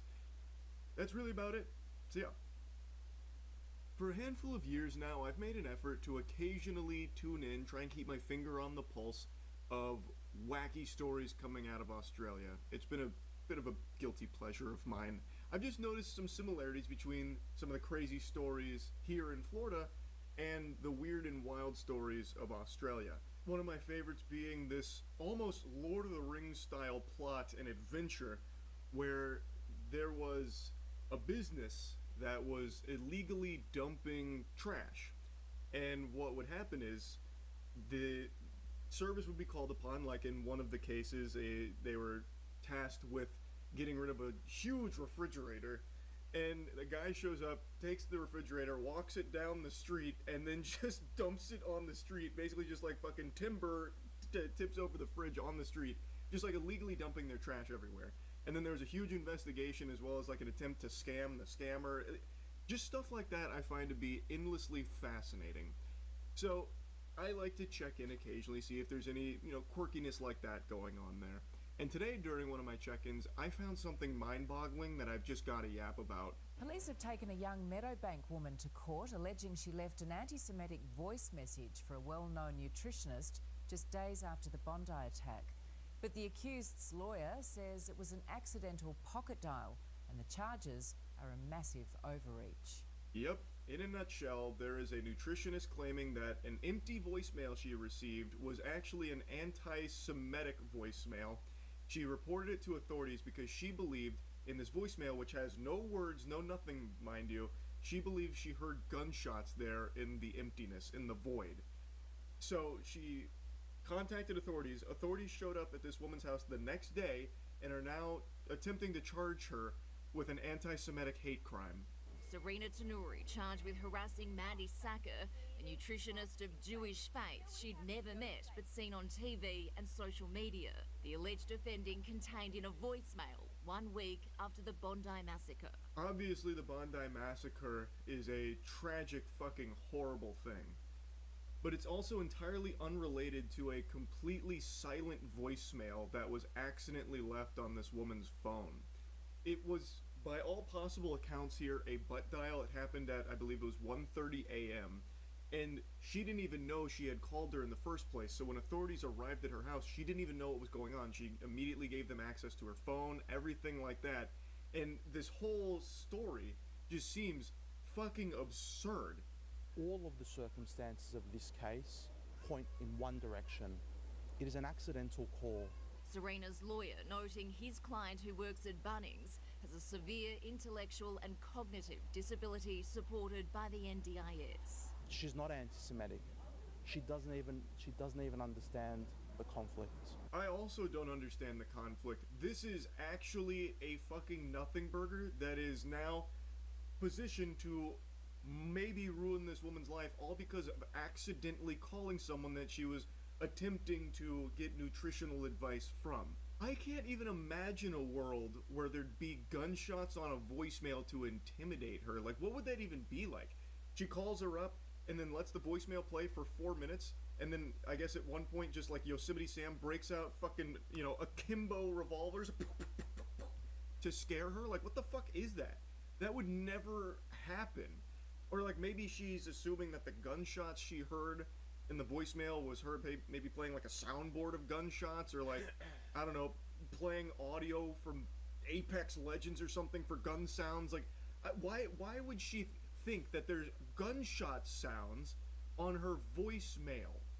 That doesn't even check out logically.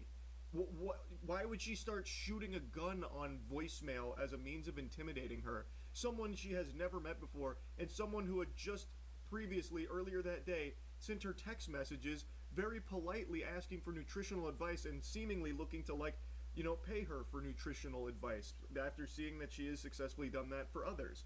So why would her conclusion that she draws from an empty voicemail that's like 4 minutes long be, this must have been gunshots to intimidate me and scare me, this is an anti-Semitic hate crime? That's just fucking unhinged thought process. It's alleged Serena sent a text to Mandy, writing, "Hey, how are you? Is this Mandy? I saw somewhere that you helped Katie from Married at First Sight with her nutrition. I was wondering if you could help me as well, Serena." Around 5 hours later, a call from Serena's number went to Mandy's voicemail.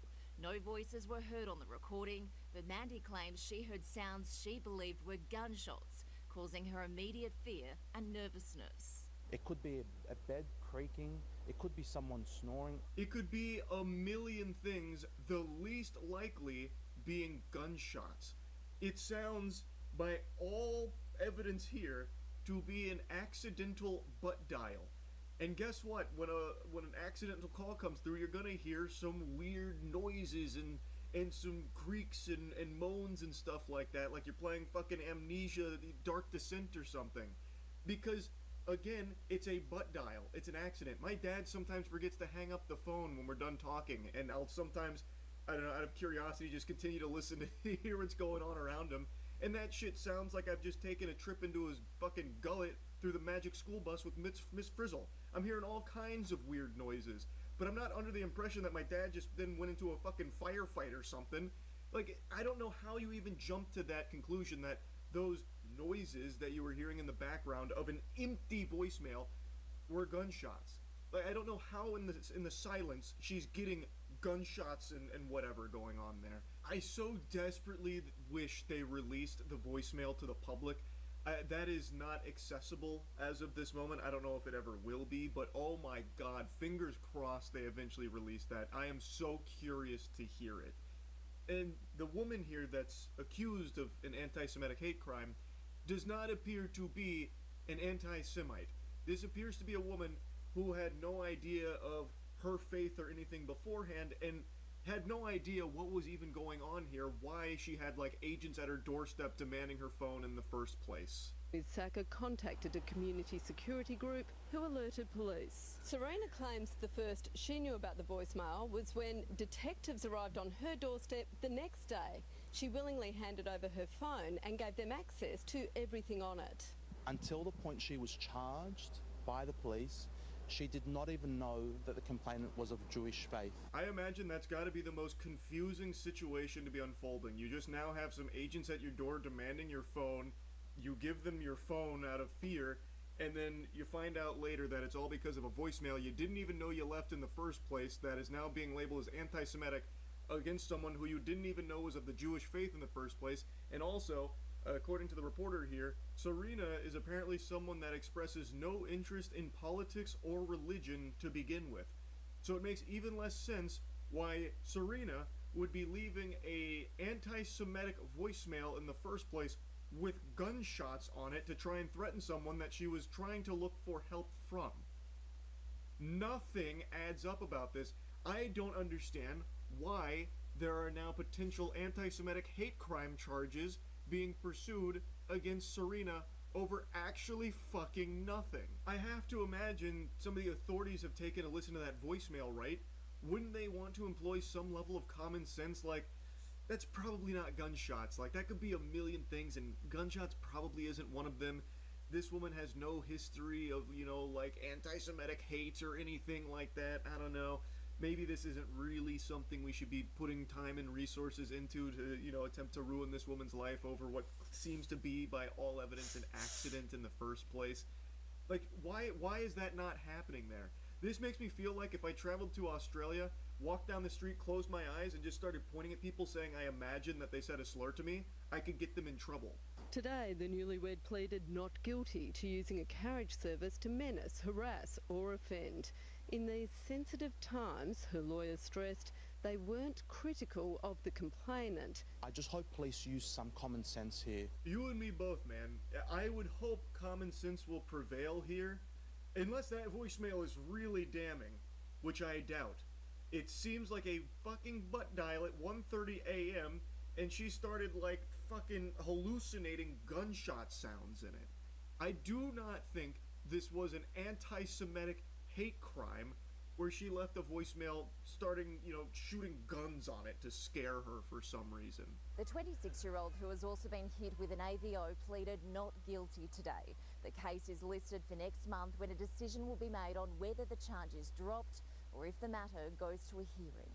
And you were very shocked to hear you've been charged from police? Especially like with my mental health. Just wish people could understand. I'd never heard of an AVO before. I thought this was like a separate charge she was also given here for this voicemail. But I looked it up, and it's an apprehended violence order. And in Australia, it's used to protect someone they believe is in need of protection from like harassment, stalking, that kind of thing. So I'm assuming based on the way the reporter presents it, saying that Serena got hit with an AVO, it means that they believed Mandy was in potential danger from Serena doing something. So now they've served her an AVO to protect Mandy from Serena, all because of an accidental fucking butt dial at 1:30 a.m. when she was looking for nutritional advice. Quite the circus, I would say here. I'm hoping the charges get dropped and that it doesn't go to a hearing for some reason, because I truly cannot imagine a world where this is an actual anti-Semitic hate crime where she was shooting a gun on voicemail to scare a nutritionist she was looking for advice from. But I guess we'll see. I'm very curious to see where it goes in a month here, to see if it does progress further. Hopefully it doesn't, but we'll see. That's really about it. So yeah. It's rare that I can't yap up a wacky intro, but learning about this menace has left me stunned. I just saw this video from EWU Body Cams about this guy that would hide cameras in like every bathroom on the planet, it seems like. I wouldn't be surprised if he's got hidden cameras in my own porcelain throne territory there. Like he's infiltrated my domain and is filming me. I'm calling because we just received an anonymous tip that someone has a camera in our employee bathroom and is uploading videos online. They still haven't raised my charges. What's our charges? You're not supposed to be judgmental to anybody's crimes, by the way. What the hell is even that? You're not supposed to be judgmental of crimes? I don't remember hearing that in the Miranda rights. I can't even really imagine that. Like, you show up to a murder scene, you catch the suspect, and you just happen to say, like, hey, buddy, look, I don't mean to be judgmental here, but you strike me as a bit of a jerk for this, taking a lot of human lives here. I know, sue me, I don't mean to judge. I feel like as far as judgment goes, crimes are a pretty solid one for people to form an opinion on, rightfully so. If you are found guilty of secretly recording thousands of people using the restroom, you're a fucking freak, and people will judge you as such. On July 19th, 2022, the police in Ann Arbor, Michigan responded to the Briarwood shopping mall after receiving this unusual call about video footage from a store bathroom being uploaded online. Horrifically, the resulting investigation into a tech-savvy peeping Tom would spread throughout the city of Ann Arbor. The final number of cameras and victims is enough to make your skin crawl. It's not exaggerating either. It actually did, by the end of this investigation, have my fucking jaw on the floor with how many cameras and how many videos and how all over the place it was. There wasn't a bathroom in Michigan that was spared his peeping. Like, this guy is like the supervillain of shitters. There was nowhere safe, no porcelain throne left unsullied by his eyes. His near omniscient eyes. He dedicated his whole life, put his soul into his craft of spying on every bathroom in Michigan. He was literally like the architect from The Matrix. This morning it was my boss who took the phone call. I don't know what time it was this morning, from a restricted number. He was like, it's a restricted website, you're not gonna find it, but I just wanted to let you know. The responding officer headed to the bathroom to take a look for herself. Notably, the bathroom was usually reserved for employees. Like sideways, yeah. on that shelf, but I mean, I don't know how another can be tiny. Police would learn soon enough that the employees at Altered State were not the only ones to have their privacy violated. In an unanticipated shocker, the police would find over 200 hidden camera videos from no less than 7 different bathrooms throughout the city over the next month and a half. So this was the first domino to fall here that led them down this crazy trail. They found so many cameras and videos from this guy. It was like actually hunting Riddler trophies in the Arkham series. It was crazy. He violated so many people's privacy, spied on so many people, and it turns out this is only the tip of the iceberg because he actually has a previous case very similar to this and had in his possession 7,000 videos of unclothed or partially clothed individuals that he filmed without their consent. 7,000!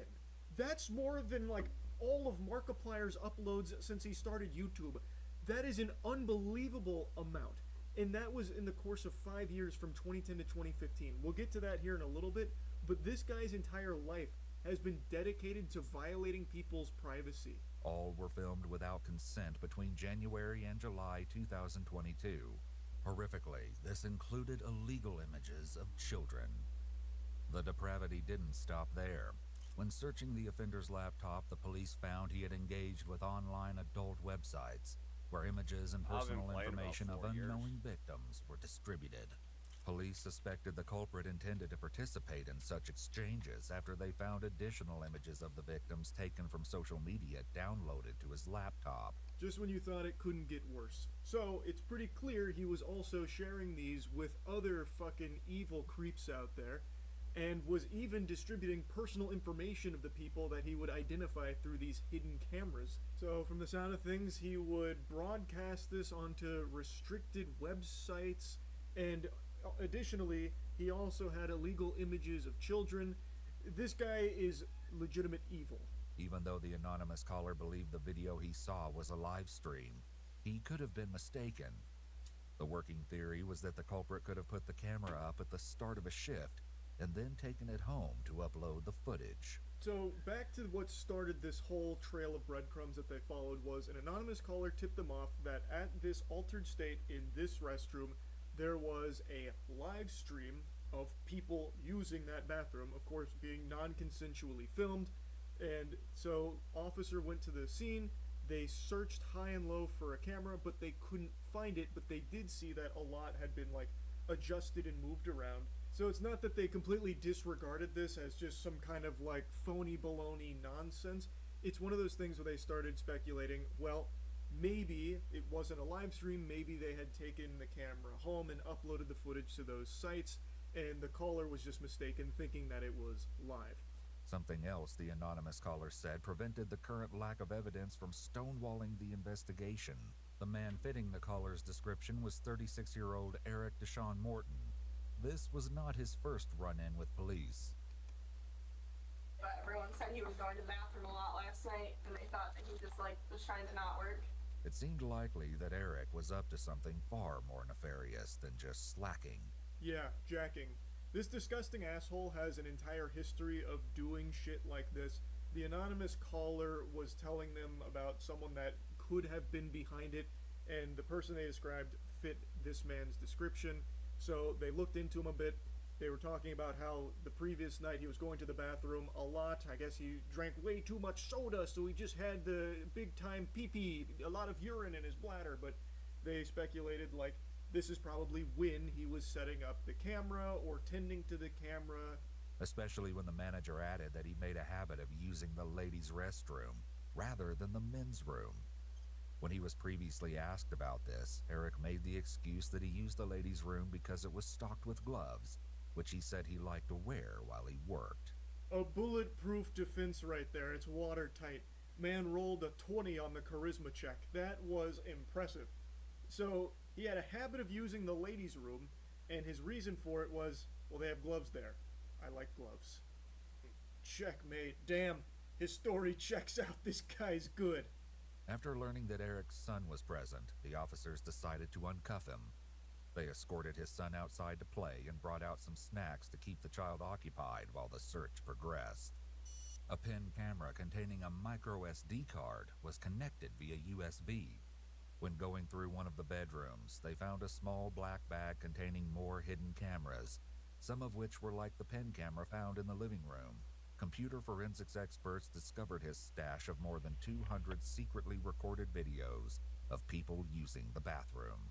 Unsurprisingly, the authorities didn't necessarily buy the excuse he used for the ladies' room being the really nice gloves that they have stocked in there.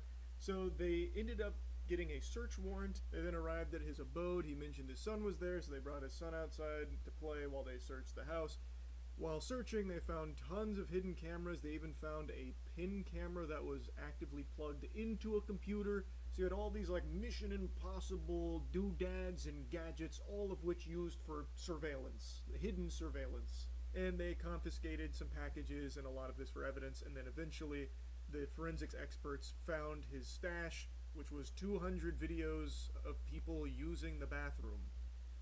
Which, you know, maybe there's a perfectly valid explanation. Maybe he was just checking to make sure they weren't doing back-to-front wiping, because, you know, that in and of itself is a sin. Maybe he was just looking out for people's well-being, ensuring proper wiping technique, you know. Maybe there's a perfectly justifiable excuse that he was secretly recording all of these people. Authorities got an arrest warrant. They went to his other job at a hotel and arrested him there, which surprisingly was not his first run-in with the authorities. In fact, in 2015, he was arrested for very similar things. He'd previously been arrested back in 2015, coincidentally by some of the same officers. In May 2015, Eric was arrested after a woman caught him filming her through a peephole while she used a porta potty. Further investigation revealed more of Eric's disturbing behavior. He tried to film a stranger through a porta potty peephole. I didn't even know porta potties had peepholes. I'm assuming he custom built that himself, fucking threw a glory hole in there and used it to film people. Or maybe he like built his own like sound stage that looked like a porta potty so he could film people. I don't know, it's fucking crazy though. The lunacy knows no bounds. And he would actually proudly post about shit on Twitter too. So like they bring up tweets here, like the first one they show about him cleaning out his phone, and then he has the gall to say "in Jesus' name." In 2022, Eric was confronted by a coworker who found a camera disguised as a phone charger in the women's restroom. It was plugged in and facing the toilet.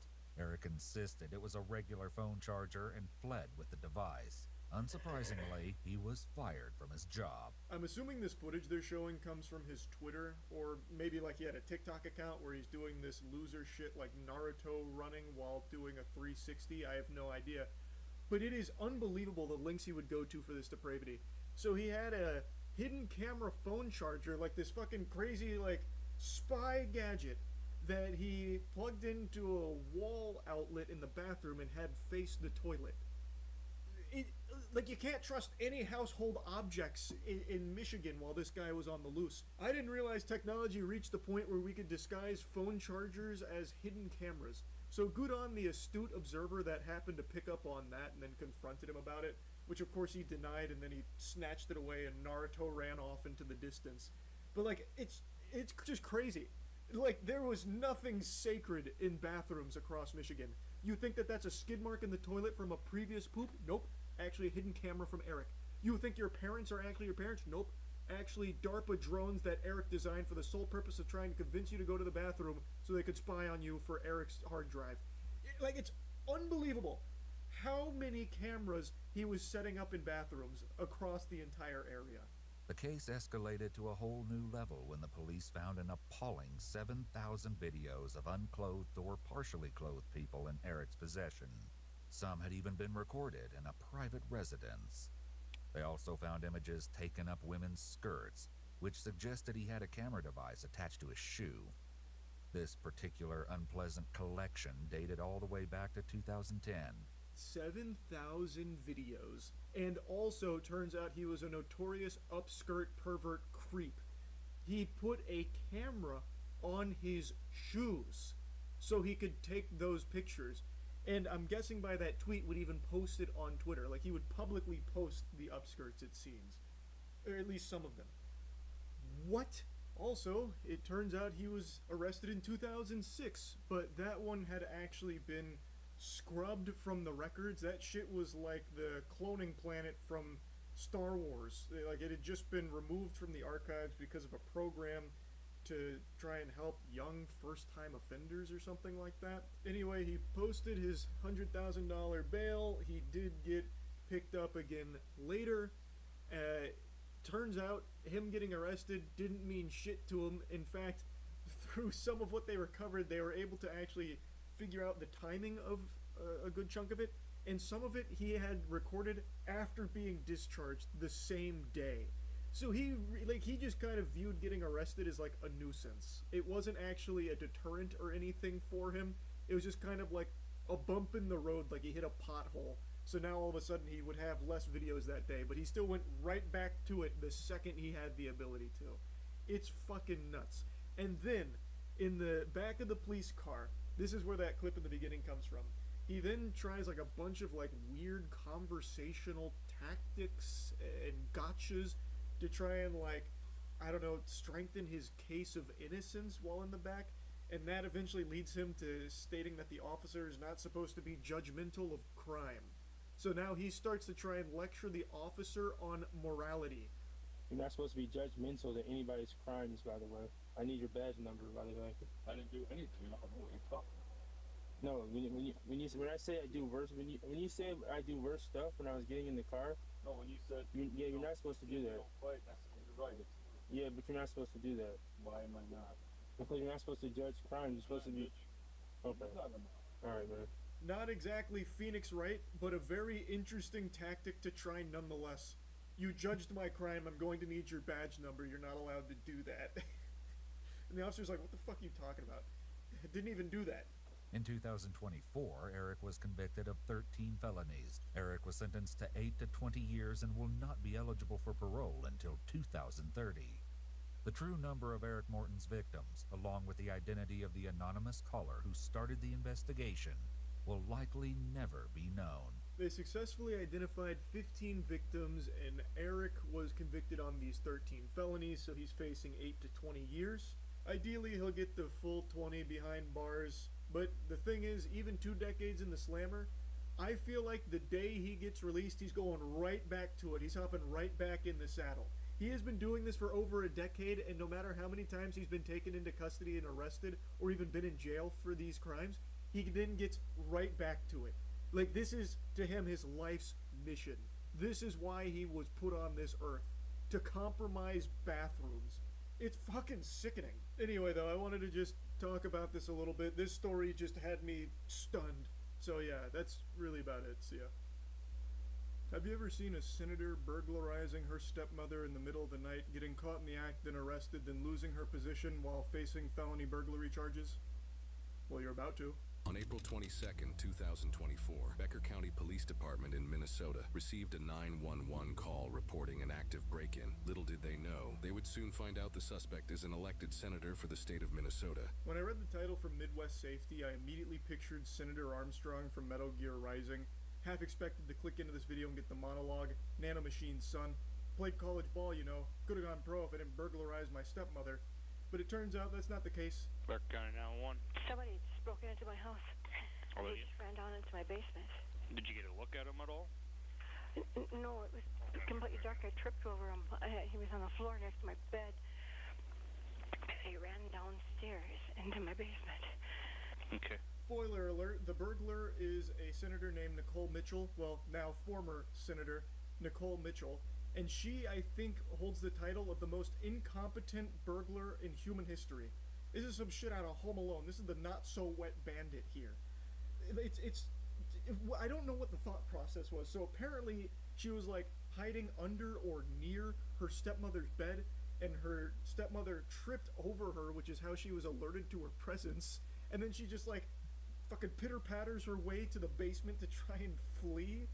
So then the stepmother's like, what the fuck? What in tarnation? Calls the police, and she's like more confused than anything. Like, yeah, there's a burglar here. I tripped over him. He was like under my bed. I don't know if it was like a panty raid or what, but like they were under my bed, so I tripped over him. Would really love if you came and arrested them. They ran into my basement, I think. I have a little steak knife in my hand right now. Steak knife? Okay. Alright. I don't know where they could have. I don't see any. She's clearly very frightened, like anyone would be in this situation. She's grabbed a steak knife to protect herself if things go south. I imagine she'd bust out some fucking Leon S. Kennedy level moves if, you know, the situation called for it, but luckily the police got there in a pretty timely fashion, it seems, because when they arrived, the burglar is still there. Police department! Make yourself known! 37 Becker got a little motion underneath the stairs in the house. Sounds like he's trying to get outside of the back to the north of the house.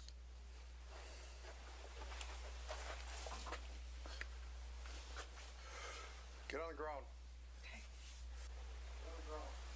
Carol? Yeah? It's Nicole. It's Nicole?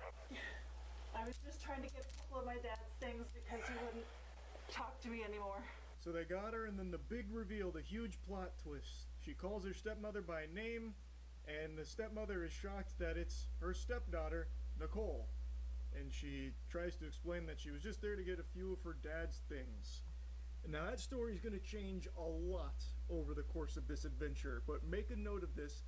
She's there because she just wants to get some of her father's belongings, which explains why she's in a cartoonish cat burglar outfit. It actually looks like she's going to a Halloween costume party, but couldn't think of any ideas, so stopped by Spirit Halloween and grabbed the cheapest burglar costume she could find for it.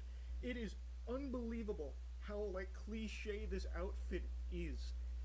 I am stunned to see a real burglary from someone dressed like this. I'm also shocked that she didn't just, like, bolt for the front door and run away. Instead, she trapped herself in the basement and just squatted there, literally just standing in the middle of the bathroom. I don't know if she tried to do like a Blair Witch staring at the wall or something, like, if I can't see them, they can't see me. I have no idea, but it was not the cleanest getaway. And speaking of clean, you need to clean yourself up using Cheeky Soap, and great news, we just introduced a new scent into the family here, Bahami Mami. It's a tropical scent. It is fantastic, you're gonna love it, and you need to upgrade your hygiene. It's time, and this is the best way of doing it. Highly moisturizing body soap, best soap in the universe. Go to usecheeky.com and get some. She also stole documents out of my house. She's my stepdaughter. I didn't steal any documents. How did I steal documents? Nicole, what's your last name? Mitchell. Stand up. No one stole anything here, Carol. I don't have anything on me. If you want to talk. You got anything on you? No. Yeah, what a nonsensical thought process, Carol. Obviously no one stole anything. What an outlandish thought to even cross your head.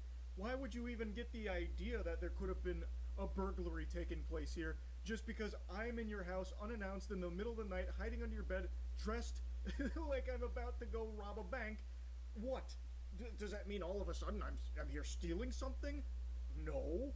Why was she squatting down next to my bed? Who is this to you? Pardon? Who's this to you? She's my stepdaughter. Stepdaughter. She's also a Minnesota senator. A great question, Carol. Why was she squatting down next to your bed? The world may never know. The ward has no idea. She lives in the Twin Cities. Unknown to the officer at the time, the suspect previously was a meteorologist for the Weather Channel and a local news anchor before being elected a senator. She's a senator? Yeah. Yeah. Was. Was or is currently? She is. I meant after this. Oh. Her stepdaughter may have been a meteorologist predicting the weather, but Carol predicted the future here with this one, and she was right on the money. It is past tense. Nicole was a senator, but after this burglary, she is no longer and is facing some super serious charges. My husband passed away, just her father.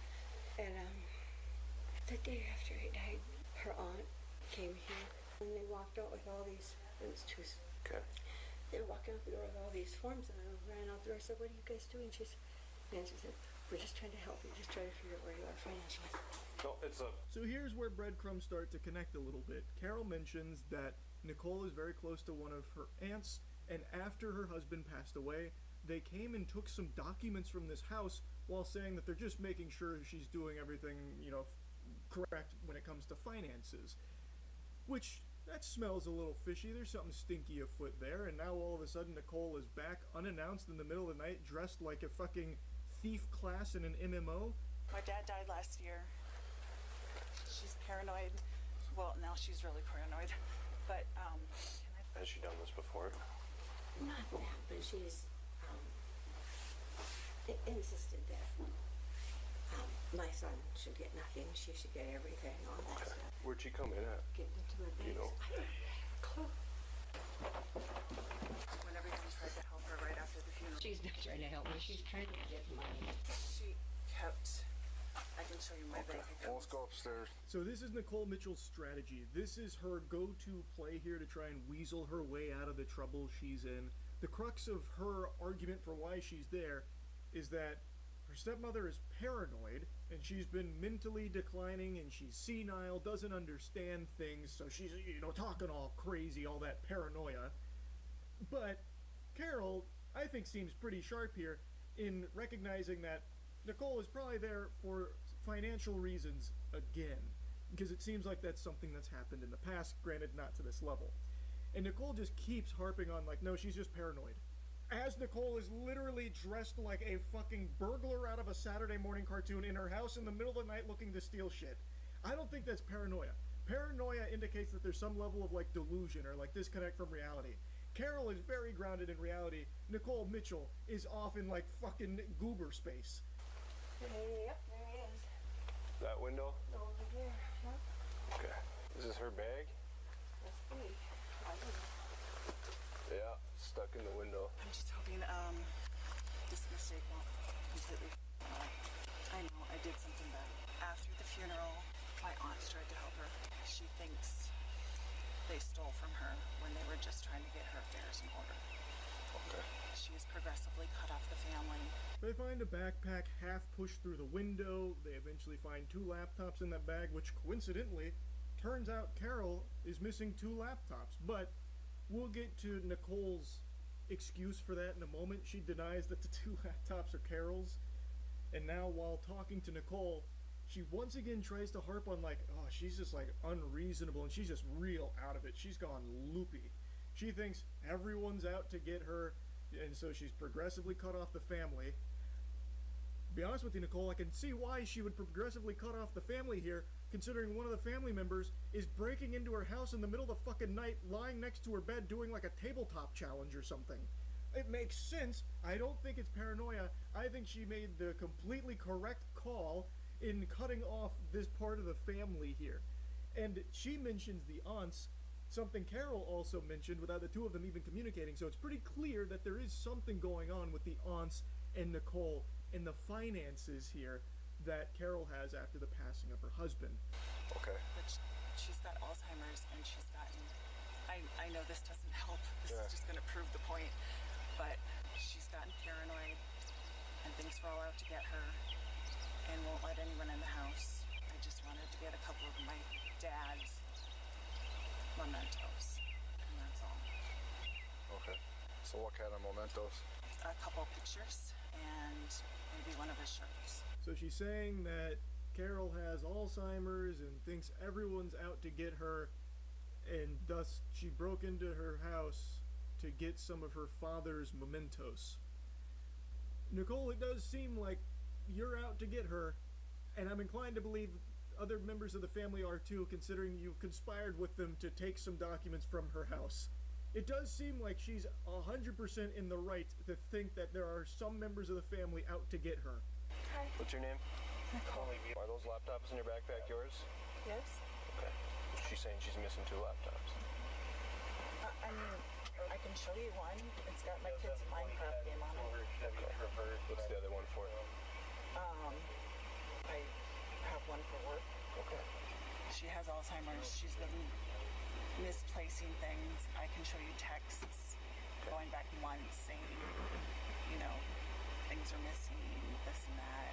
I'm just asking, so it's not a reason to break anybody's house. No, that wasn't my intention. Alrighty. She decided to bring 2 laptops with her in the backpack to a burglary. It's an interesting plan. Her strategy, it escapes me, but I'm not a galaxy brain, mega mind level intellect like Nicole Mitchell clearly.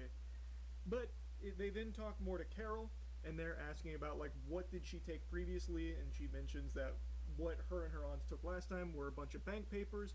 The officers are asking, well, why would she be taking these things? How does this help her? And then she mentions that her husband didn't have an actual will. So the bank papers and all that she believes is for, like, inheritance stuff, like financial kind of gain. Which makes a lot of sense. Significantly more sense than Nicole's story. Okay, how come it has Carol's name on it? It was one that she had given me way back when to use for the kids. Well, she's missing 2 laptops. That's what she said. So I'm taking this laptop. How about this one? Okay, that one's got your name on it. Okay. That one will stay with your property, but I am taking this one. That's fine. Did you try shoving that backpack out and it didn't go out?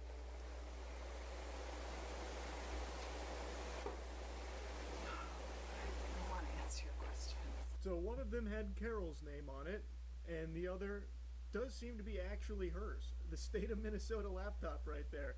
So she did, I guess, bring a laptop to this. My guess being she wanted to take Carol's laptop and upload things from it to hers, perhaps? I don't know. I'm just spitballing here.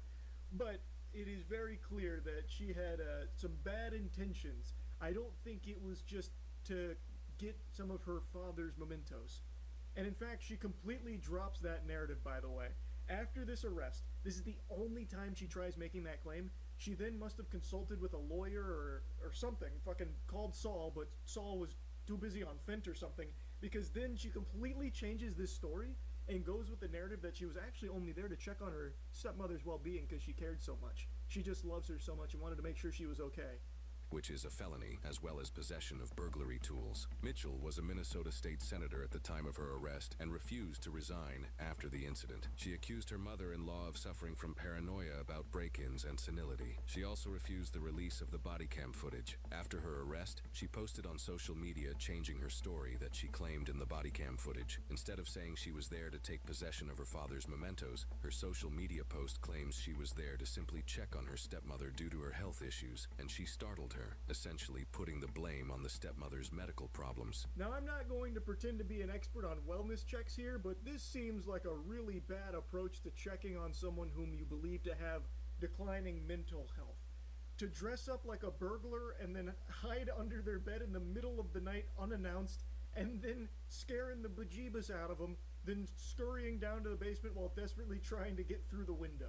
I don't know, call me crazy, but it just doesn't really seem like the priority and the goal here with breaking into the house was just to make sure that your beloved stepmother was doing okay.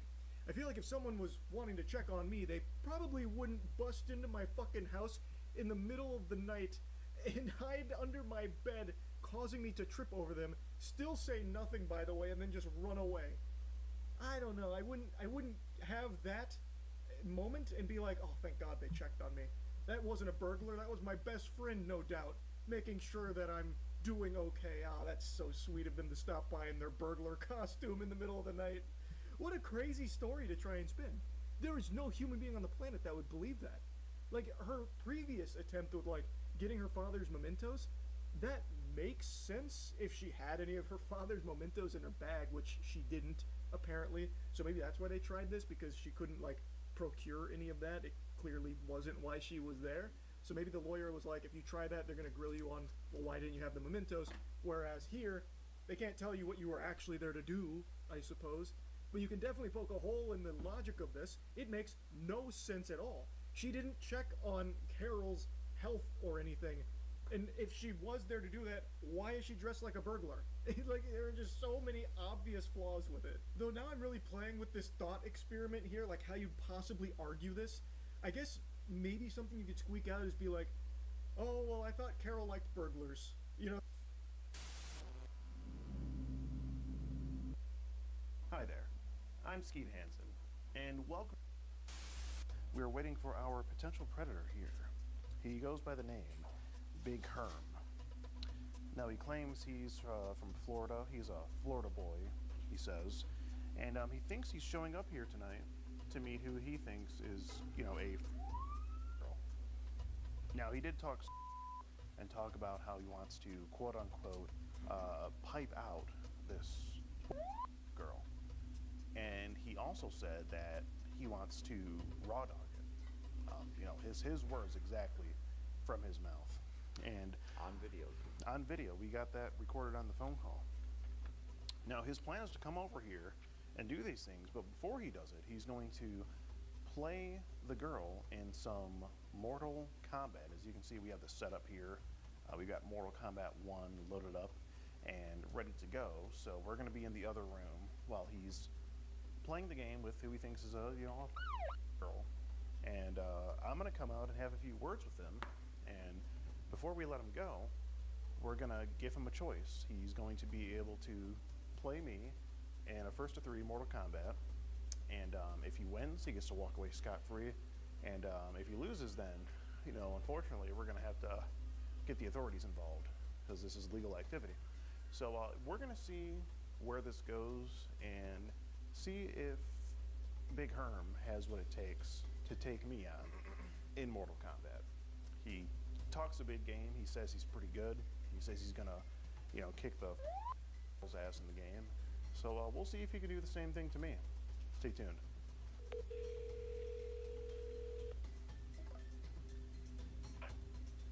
You thought I forgot about you, huh?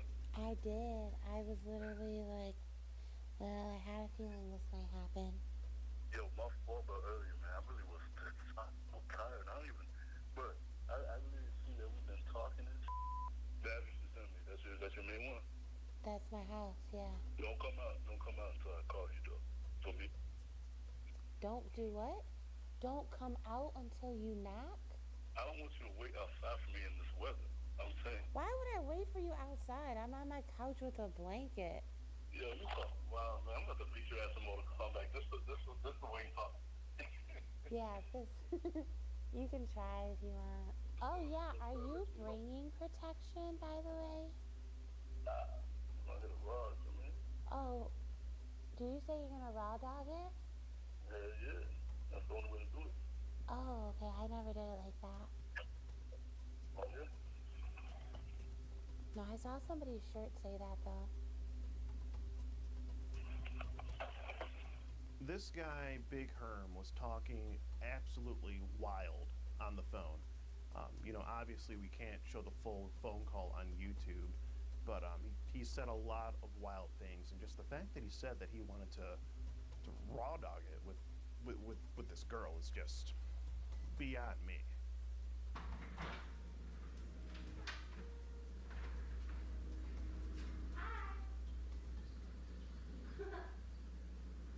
It's so dark I can barely see you. How you doing?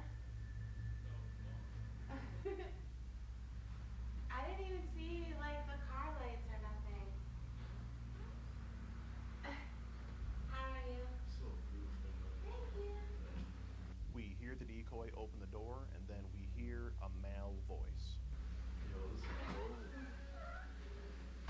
Well, it's not like I bought it or nothing. Oh boy, Big Herm is in the house. It's game time. What's up, cool, man? Good to meet you. Let's play. Hold on. You're making me nervous. What? You're making me nervous.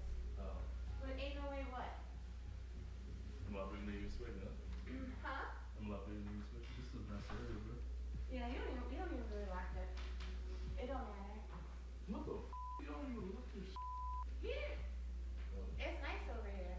Crazy. It's not like where we were at was not the nicest. No, but that was it's the way best room real nicer. quick. Right over there. She said I'm making my I'm dead. Even though he was invited over to a complete stranger's house and he was there to do something rather illegal, Big Herm was completely calm and cool and just comfortable being there. Not a worry in his mind that he was getting ready to commit a f***ing felony. I mean... What? You sound making me nervous. Yeah, you were just for a second. I'm okay now.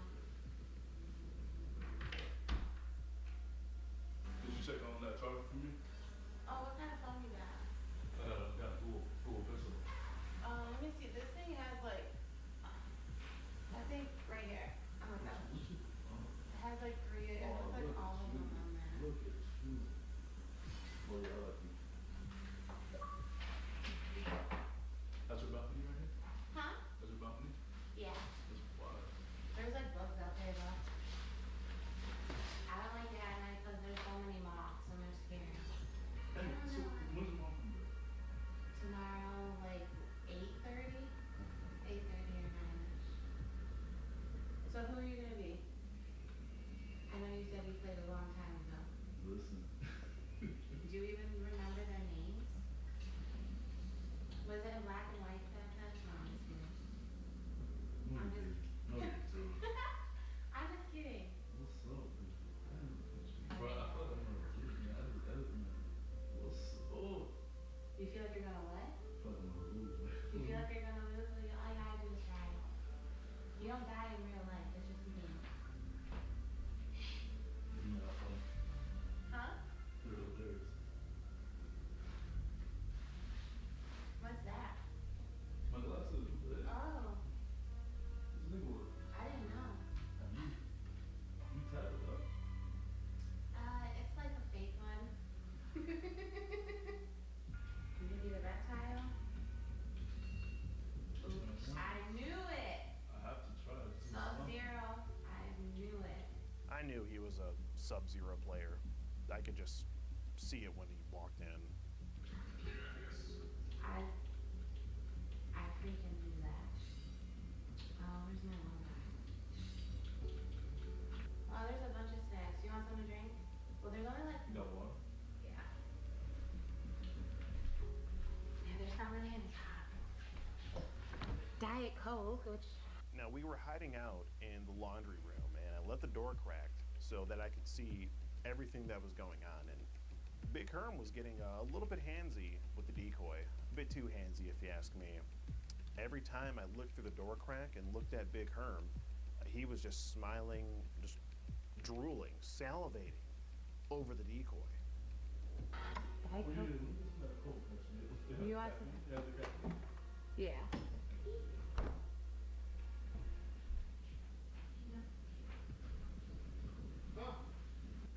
I'm here.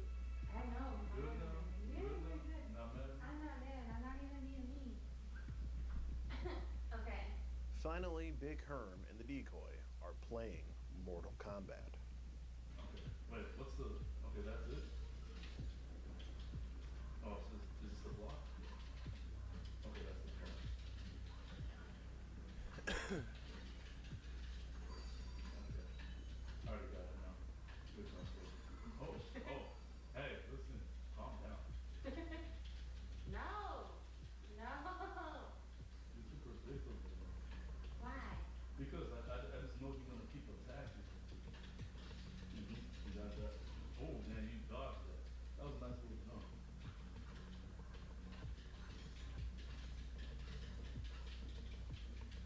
I'm looking through the cracked door again at Big Herm, just watching, his whole demeanor as he's playing Mortal Kombat. And I look down at what his fingers are doing on the controller. And this man is just button mashing. I mean, he's just mashing literally the same button the whole time. I mean, I couldn't, I was offended, but again, typical Sub-Zero man, well, what can you expect? Damn, what the hell? Dude, this thing is getting my. What? I thought you were about to die. Nah, it wasn't. Now, Big Herm had won the first match against the decoy, and he didn't do a fatality. But little did he know that he was about to get finished himself as soon as I walked out that door. It was what I did. Yeah. I'm sorry. Rematch? Yeah. Oh, sorry. What's going on, Herm?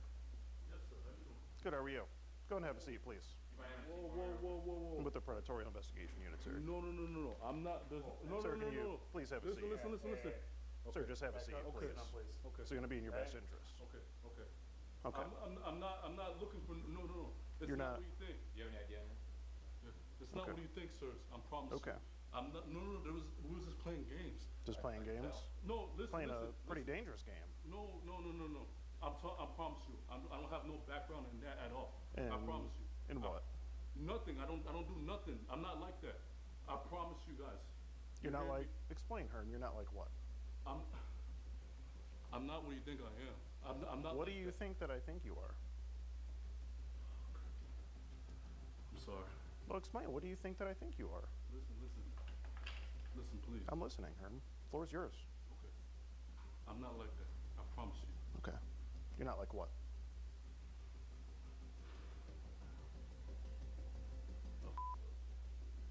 I don't have no background like that. I really don't. Herm, you're being vague. I don't know. You have to explain what you're talking about.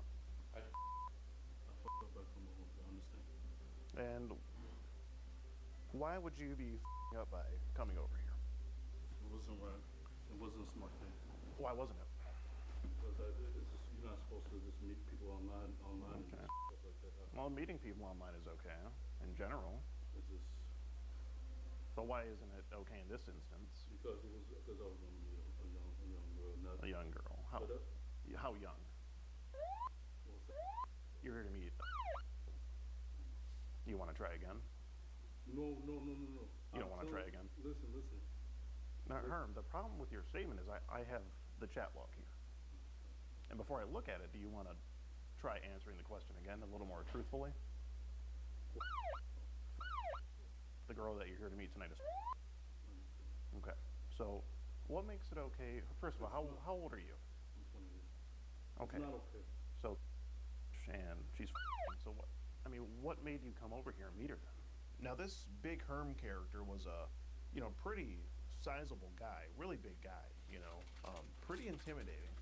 It's a good thing I had, 2 security guards with me. I really had to double up on the security this time around for Big Herm. There's some people out there that will say that size doesn't really matter, and it's totally untrue. Size does matter.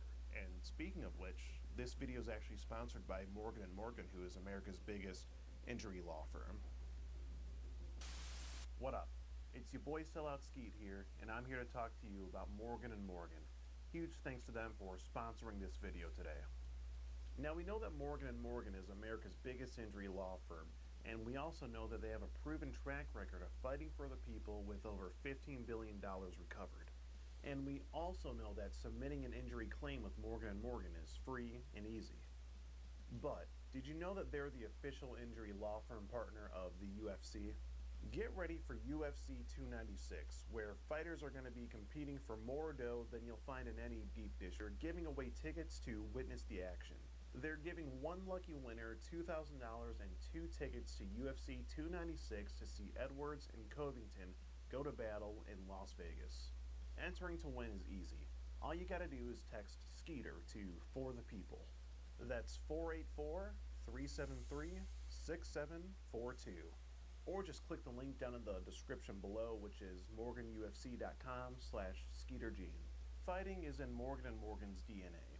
And if there's ever a scenario where you're injured, they'll fight for you. They'll fight for their clients until the very end, and they won't settle for anything less than what their client deserves. Thanks again to Morgan & Morgan for sponsoring this video. Now I'm going to hand you back over to Skeet Hansen. I just wanted to just play games. That's all you wanted to do? I wasn't thinking, sir. Okay. I wasn't thinking. I'm not like that. Okay. But what else did you want to do besides play games? Sound like you wanted to play some Mario about piping her down, maybe? No. You said something about piping out or piping her down. My fault. Your fault. And what else do you remember saying to her, Herm? Listen. I'm listening. I'm not like that, man. Okay, but what else were you talking about with her? I was talking about stupid shit. Stupid shit. Excuse me, I'm just gonna put this on mute here so I can hear you better. What kind of stupid stuff were you talking about? I don't have a past of this, okay? I know. So this is your first time? I never did anything like that. Never? You did try to do that, Herm. No, listen, I f***ed up. I know I did. I f***ed up, okay? Listen, and I apologize for doing that. But I already knew she was older. I just had a feeling she was lying about her. Well, not really lying about her age, but like she looked a lot older. And like I already knew, because the second I saw her, she was older. So you knew she was older as you were talking to her? Yeah. Even though she told you she was. Does that really make sense, Herm? I mean, she tells you here, and you say, I thought you were on the app, and you say, that's what I thought. well, but then you said I'm too old for it. Yeah. But why didn't you end the conversation there, Herm? I should have. And why Why didn't you, though? I wasn't thinking. You weren't thinking. Don't you think you should think a little Yes. bit, Herm? Use your head. I agree with you 100%. I'm not here to start anything or anything. Okay. I'll own up to it. I should have been Okay. more smart. I see, Herm, but this is just one of those mistakes you landed yourself in that you just might not be able to talk yourself out of. So, but, well, I just have a few questions for you, if that's okay. I mean, you call her a little shorty a lot. Is that just something you generally call, you know, your female interests? Little shorty? Is that what you? Yeah. Okay. So you thought of her as your little shorty, in some sense. How long have you been talking to this girl, Herm? We started talking in the app. Oh, you don't have to look at your phone. I'm just asking you. I know the answer. I just want to hear from you. No, we started talking in the app. I'm probably like a month ago. Okay. Yeah. Let's see. I mean, you even say hit me up in 4 years, though, but then you still go back to talking to her. I wasn't. You say, I'm a big dude. I would crush you. And then I remember on the phone, what were you talking about on the phone with her just before you got here? Reiterate. Please. What was stupid that you said? What I gotta do? No, well, just. What I gotta do? I just want to know, Herm. What was the stupid thing you said? Sir, what I gotta do? If you could please answer my questions. What was the stupid thing that you said on the phone? I messed up. What I gotta do? Answer the question, Herm. I just want answers. I mean, really.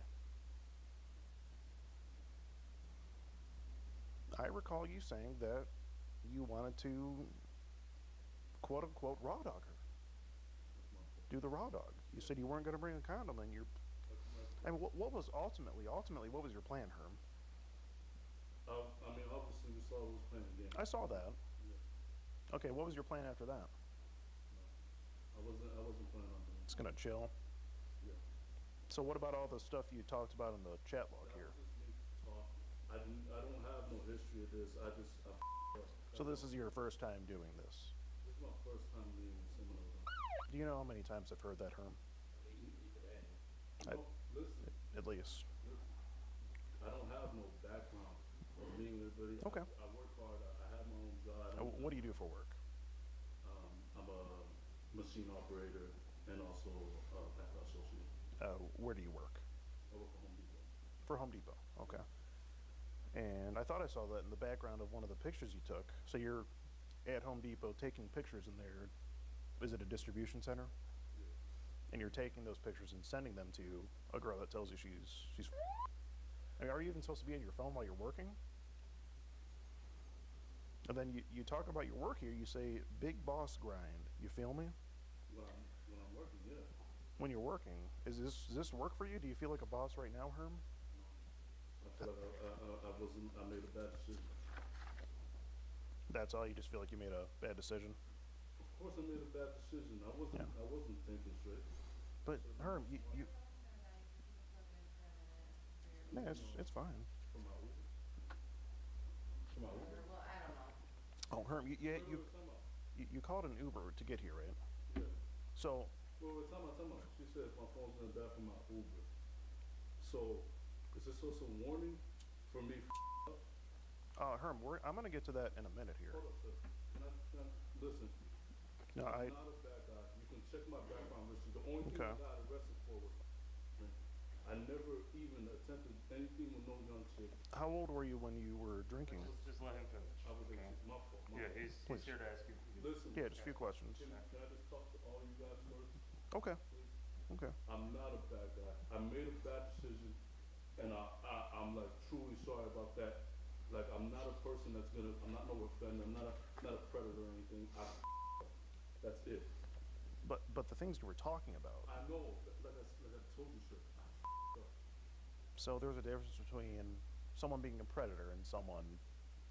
I don't have a background. You can look me up. Well, I understand you might not have a background, but maybe this is just the first time you've been caught, for all I know. No, Okay, but Herm, I don't have anything else to go off of.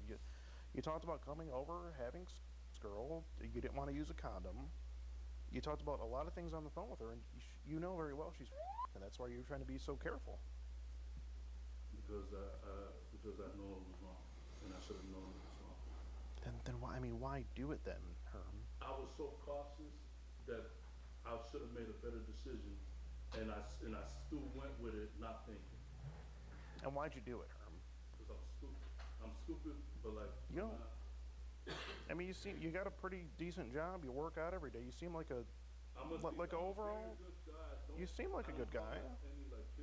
But then, okay, but you can say that, but then look at what I have here. I understand, but you gotta understand. I understand you don't have a background. I don't even like. I understand you might not have a background, Herm. But that doesn't excuse the behavior. I understand. You know, I mean, you talk, it's a real big game on the phone. So you were just planning to come here, play the game with her, and.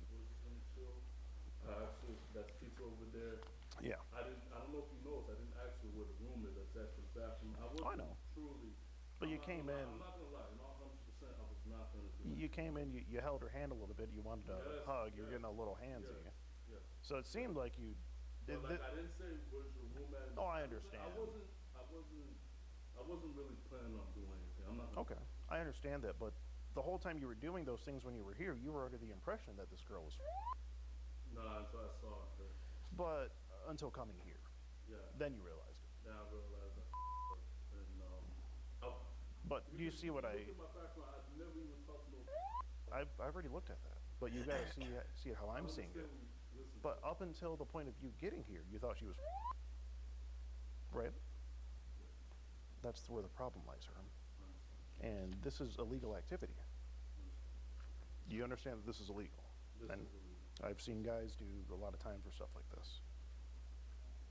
So, I mean, what do you think should happen to you, Herm?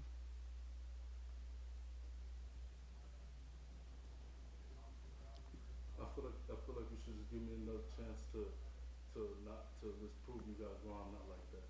You want a chance to prove yourself? I'm not like that. Yes, sir. Okay. Okay, Herm, I'm willing to give you a chance here. Can you stop me from calling the officers over here? I'll get to that. I can give you a chance here. Okay, what I gotta do? Well, if you want this to all go away, Yes, sir. we can play some Mortal Kombat here.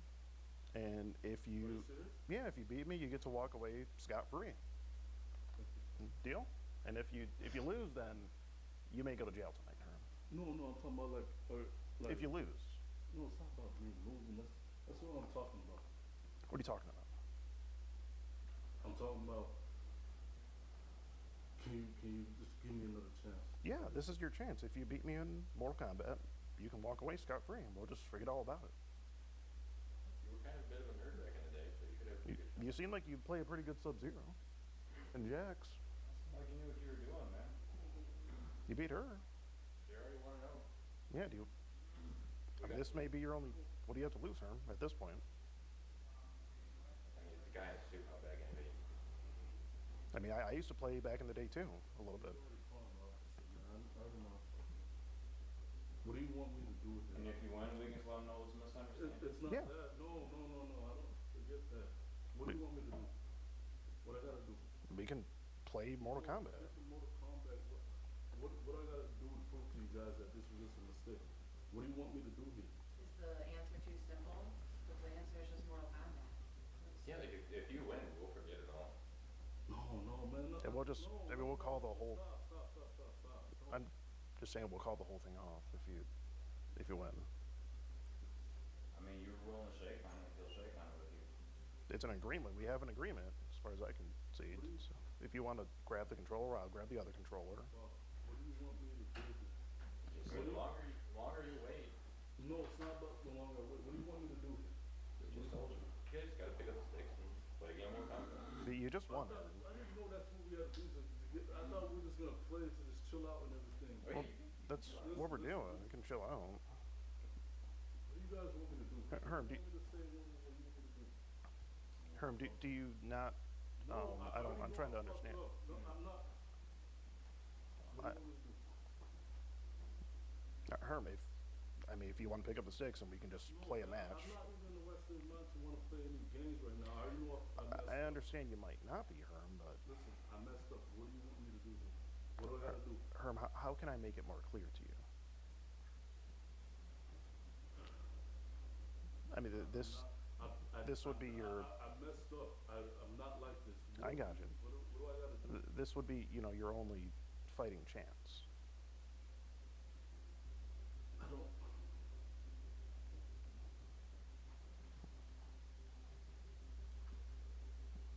I mean, Herm, the longer you wait, the worse it could potentially get. Let's just play more fun. I don't know. Okay. Okay. Never listening, Herm. This is crazy. If you just keep asking the same questions and the answers still the same, you just I mean, we can play just... the game too. We can just play a match and then...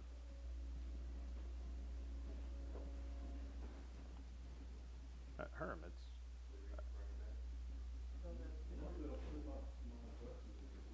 I thought you needed your glasses to play. I'm ready to play. So Herm, do you want to just play a match? No, I don't. I'm not in the, like, I'm not just, I f***ed up. Okay. Okay. What do you guys, what I gotta do to get out of this? The only way you could get out of it is if you beat me in a match, Herm. I mean, why not just try it? It would have already been over by now if you just played when the opportunity came up.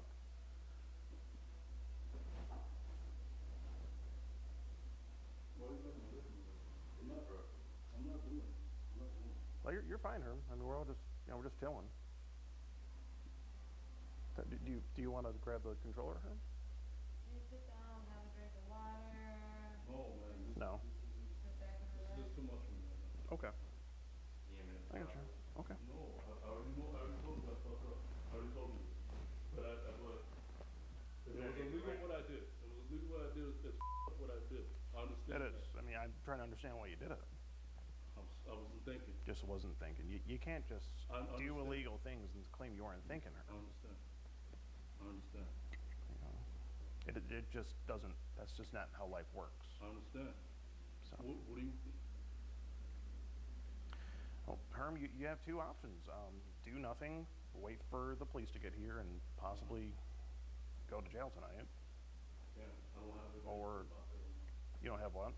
I don't have anybody to get my bail tonight. Well, Herm, your best chance would be. What do you guys want me to tell you? Like, I'm not a bad person. I got you. I got you. How are you gonna get home? Herm, There's also a strong action between the actions and words, right? When you say things and you do things, there's two different worlds to live in, right? I understand. So you're here today to do what you said you were going to do. Yeah, All right? I'm not. Yeah? Listen, I fucked up. I told you guys that. I understand that, but does that make it right? It doesn't. Right. I'm owning up to it. I understand that. I understand that. I understand that. I understand you. I get it, Herm. I get it. Let's just back up a bit here, though. Okay? No. I'm Yeah, not hostile. I'm not hostile. I don't think you are. We just want to make sure we're all friends here. We just want to make sure that we want to make sure that we keep a little distance, healthy distance. You're good. You're good. We're cool.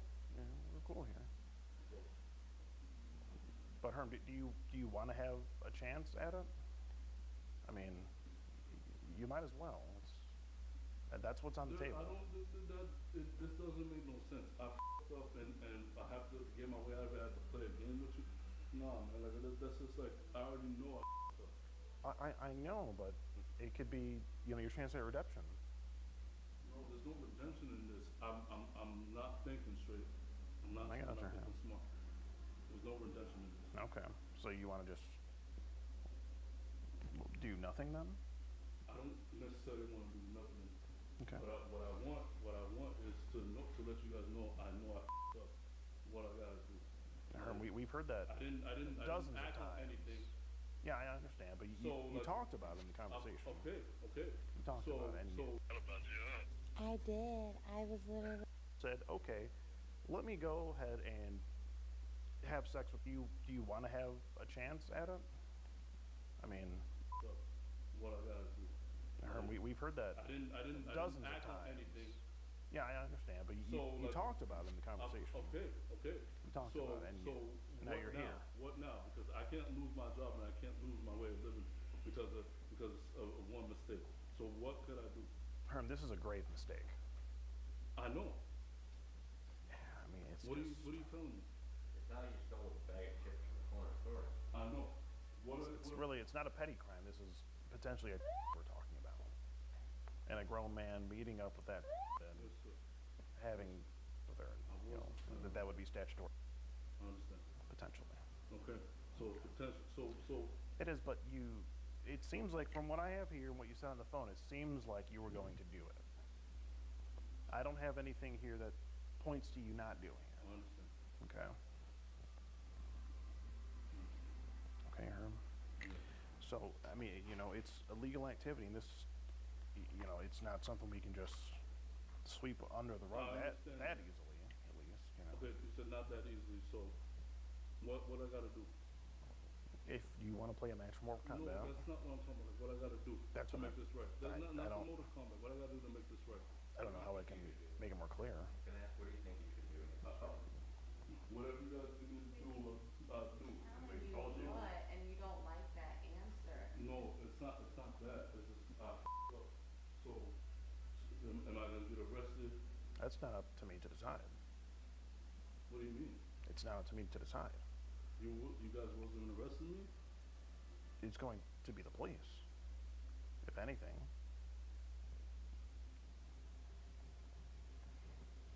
You got a free shot to walk away.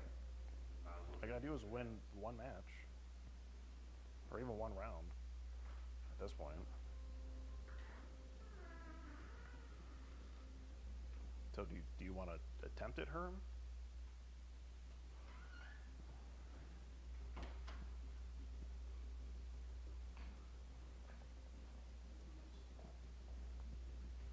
I mean, I could hear from the other room. You seem like your Sub-Zero's pretty solid. I realize that. Okay. I realize that, Herm. It's just a bad situation all around, you know. I mean, what do you think should happen to you, Herm? I already know you're gonna put me in the registry. Is that what you think should happen to you? I don't think that should happen to me because I'm not that type of person, but I don't know what you want me to tell you, man. Okay. Yeah, it's just, I have a whole, and multiple recorded phone calls. I know. I never did it. All day. I mean, you even, Herm, I understand. let me say something. You even had time to sleep on it, as they would say, because you talked to her earlier this afternoon, then you went to bed and woke up, and you still said, okay, let me go ahead and have sex with this. No. That's what you thunk up today, though, isn't it, Herm? No. So when you woke up, what were you thinking? The first thing you did was text her, and shortly after you said you wanted to raw dog it with her.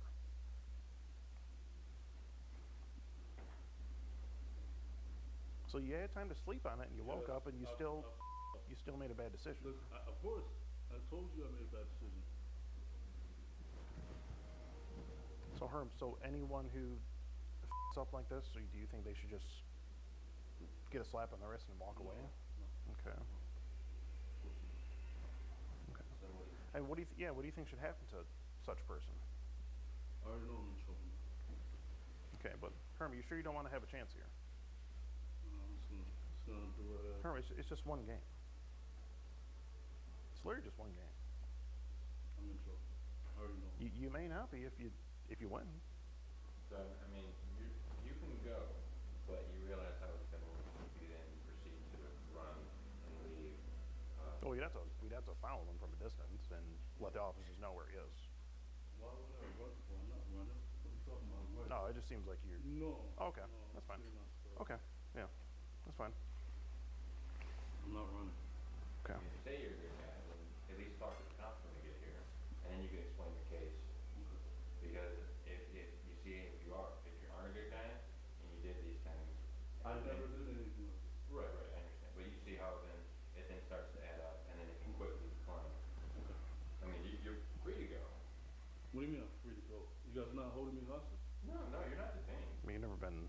hostage. I'm just trying to ask you a few questions here.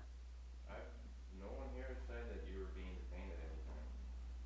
But it would be cool to play just a match of Mortal Kombat. That's why we said, you know, fight some And that we could Mortal just call it off. It's literally that simple. I mean, you might have a running chance here, Herm. I'm not gonna run. No, I mean, you might have a chance at. I'll just play. You already know I'm in trouble. I'm gonna play. Okay. Oh, thank you. Okay, put the glasses back on. Oh, Herm, I have to select my character here. I'm not so much of a katana player. Even after we're done playing, I'm not leaving. Okay. I'm more of a Lee May kind of guy myself. Now, it was a challenge in itself, just getting Big Herm to sit down and pick up the sticks. But once he did, I was very happy.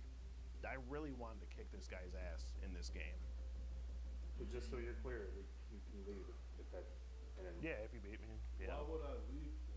I've already told you guys I f***ed up. I'm not here to make your job even worse or harder. That's not the type of person I am. We appreciate that, Herm. We do appreciate that. We'll I'm just go playing for. it because it's just the better thing to do. I mean, might as well kill some time, you know. It's not that I'm not gonna. My thing about me is I'm not gonna just. I don't run. I don't run away and be stupid. I already done something stupid. I don't want you guys to think that I'm some. I already know what you guys think. Well, we're listening to your case, Herm. I know you have all the records. Yeah, I fucked up. Okay. See if I can remember the move here. Okay, that's the grab if I'm remembering correctly. Okay. Oh. How do we get out of this one? There is a block button.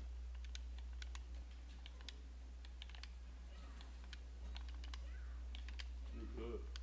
I like I said, Herm, I played a little bit back in the day.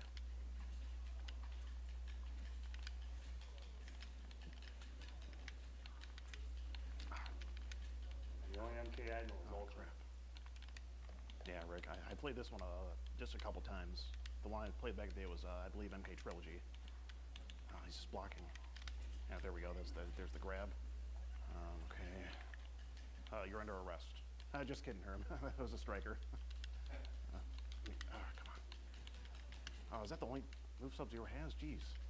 Oh, jeez Louise.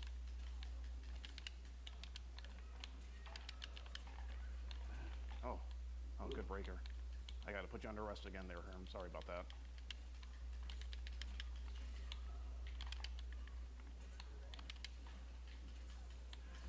Oh, draft. Oh, I think. No, say it ain't so. Hold on. There's no way. Oh, damn, Herm.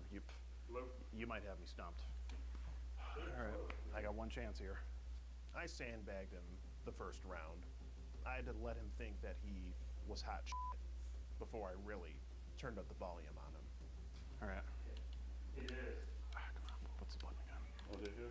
Are you playing here, Herm? Are they here? No one's here, Herm.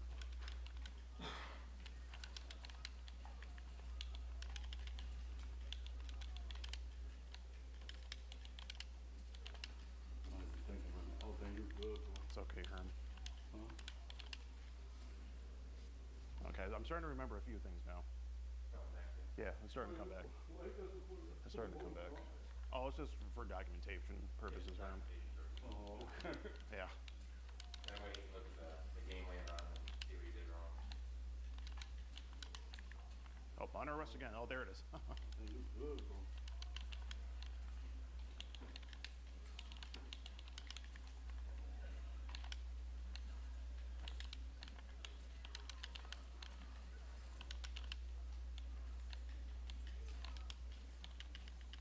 I'm not as good.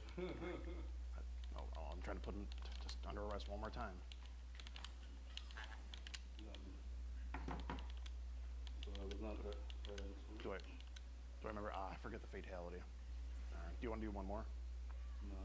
Are you sure? No, you did it. I mean, you put up a fight there, Herm. It wasn't a bad effort. No. Do you want to double or nothing? Yeah, we can rematch right now. Not like that. Well, how then? What do you want me to do, man? What do you like? What do you? Well, I mean, if you lost. No, it's not that. Well, I mean, you did agree to, you did lose, so. I know. And you shook on the agreement. Yeah. So, I mean, we're gonna have to go through with letting the authorities know her about what's going on here, and this behavior.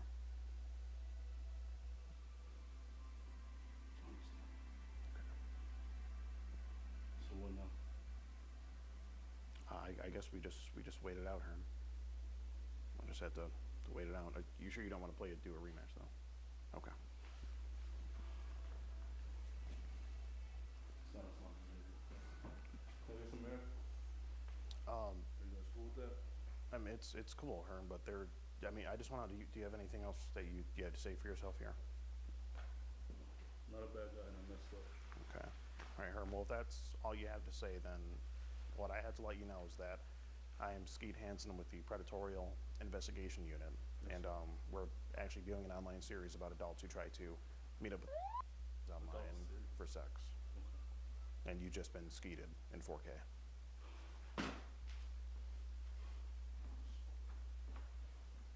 So, are you saying that this was a bullet? This was I messed up, and I gotta do better.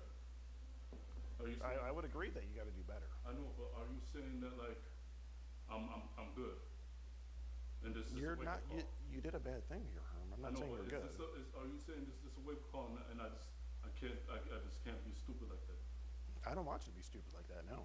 I hope that you'll never be stupid like that. Thank you. Right, Herm? I hope you're not. I'm not like that. Okay. Dude, he is so dumb. You don't want to say? I mean, a couple weeks you'll be able to watch this online and you can get some tips on how you do better in the next game. Possibly. I seen you. What's that? I seen you on Facebook. On Facebook? Yeah. Did you? Which team doing? I don't know if it was you though. I don't know. So. Who was it? So what are you guys saying? Saying that I was just letting you know that you've just been skeeted. What does that mean? Skeeted. It's just my catchphrase. I'm Skeet Hansen. I just say you just been skeeted. And like what do you mean like skeeted? Like you mean like prank or something like that? Well, not no, like you've been skeeted. It's just it means what you want it to mean, Herm. So what now? Well, now since you did lose the match in Mortal Kombat, we have to wait on the authorities to address the situation. We have to get them involved. I didn't. You didn't what, Herm? Okay. You just said I've been skeeted. This is the top of TV show. So can I go now? Well, it's still illegal, so the police still have to address the situation. Okay. Well, Herm. Where are you headed to, Herm? You're what? Okay, Herm. Herm, it'd be best if we just wait on the porch here. Herm?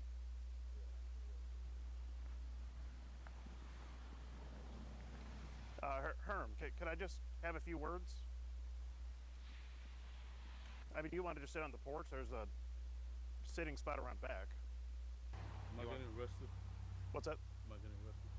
Herm, that's not ultimately going to be up to us to decide. Talk to the authorities and see what they want to do. It's going to be up to them to decide when they arrive here. So, I'm good? I mean, I wouldn't say you're good, but we No, can't. I'm good to order my Uber. Herm, it's your phone, your life. You can technically do whatever you want, at least for now. Okay. Until the police are able to get in contact with you, whether that be at home or at work or wherever. I understand. You guys okay if I put my jacket on? I'm not reaching for anything. Sure. All right, my Uber is 10 minutes away. Okay. So I'm fine. You're fine, Herm. Can I have that Coke? Are you guys okay with that? What Coke? The Coke that was on the table. I mean, how much free shit you want, man? I mean, you got to play Mortal Kombat for free. I don't want to see you on those apps again, Herm. I don't want to see you on those apps again. And work on your Mortal Kombat skills.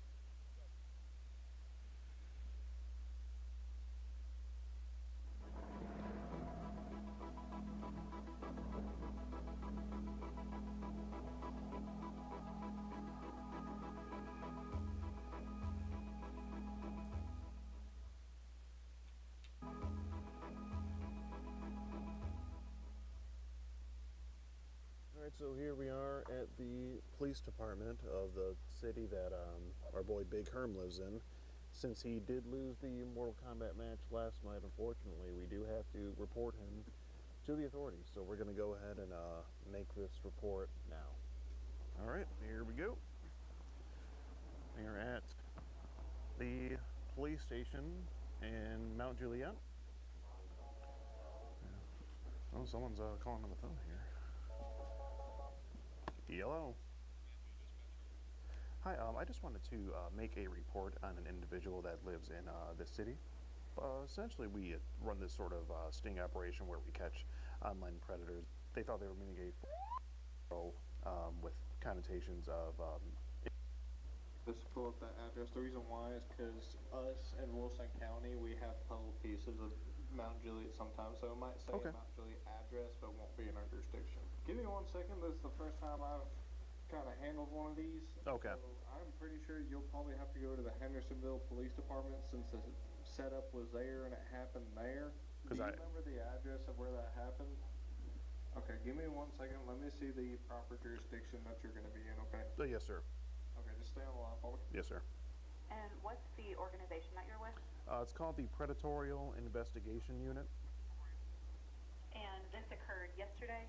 Dude, this is like 20 minutes from where I live. That's crazy. Last night, yes, at around, what time approximately? Last night.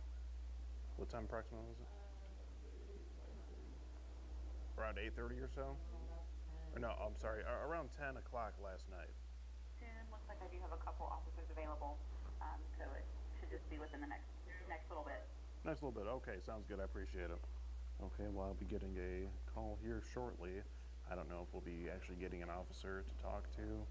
Up here, we're getting a call here. Hi, this is Sumner County Sheriff's Office. Hold on just a moment, I'm going to connect you with the deputy. Yes, ma'am. You actually did speak with us last night. You talked I did. to her either you or no, sir. Y'all are not in the city limits of Hendersonville. You are in the county. Oh, I see. I understand. Okay, so it should be just the same rundown that we were given last night. From everything, you're more than welcome to bring it to the Sumner County Sheriff's Office in Gallatin. The Sumner County Sheriff's Office? Okay. Sit down, we can go over it all, and we can get it submitted into evidence. Okay. We will do that then. Are they 24 hours as well?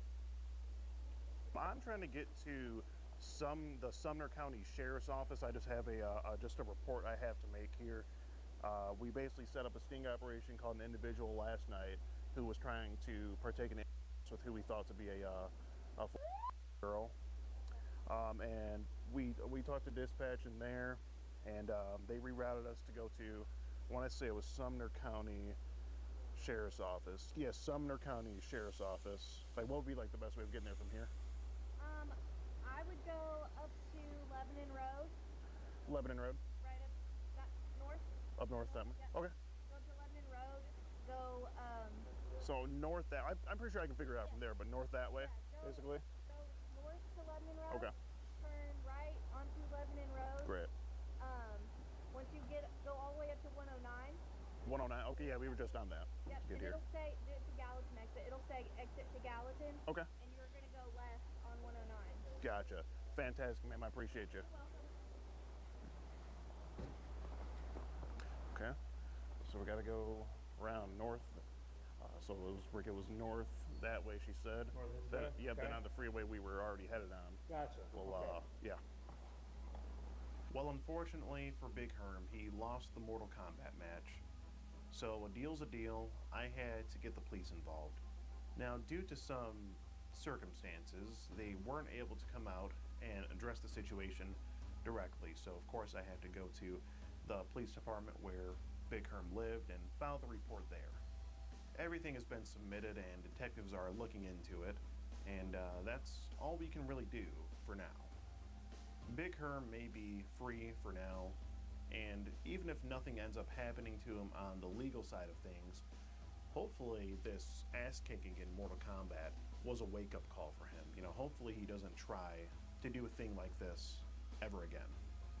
We know that there are many, many other predators out there, just like Big Herm, and if they happen to fall into our investigation, they will be discovered, and they will ultimately get skeeted, just as Big Herm did on this night. He really couldn't handle being skeeted in 4K. I think maybe if it was 1080p, he would have been all right, but once he heard 4K, he just couldn't do it. Well, I do hope you've enjoyed this episode of To Skeet a Predator. I've been your host, Skeet Hansen. Thank you, and good night.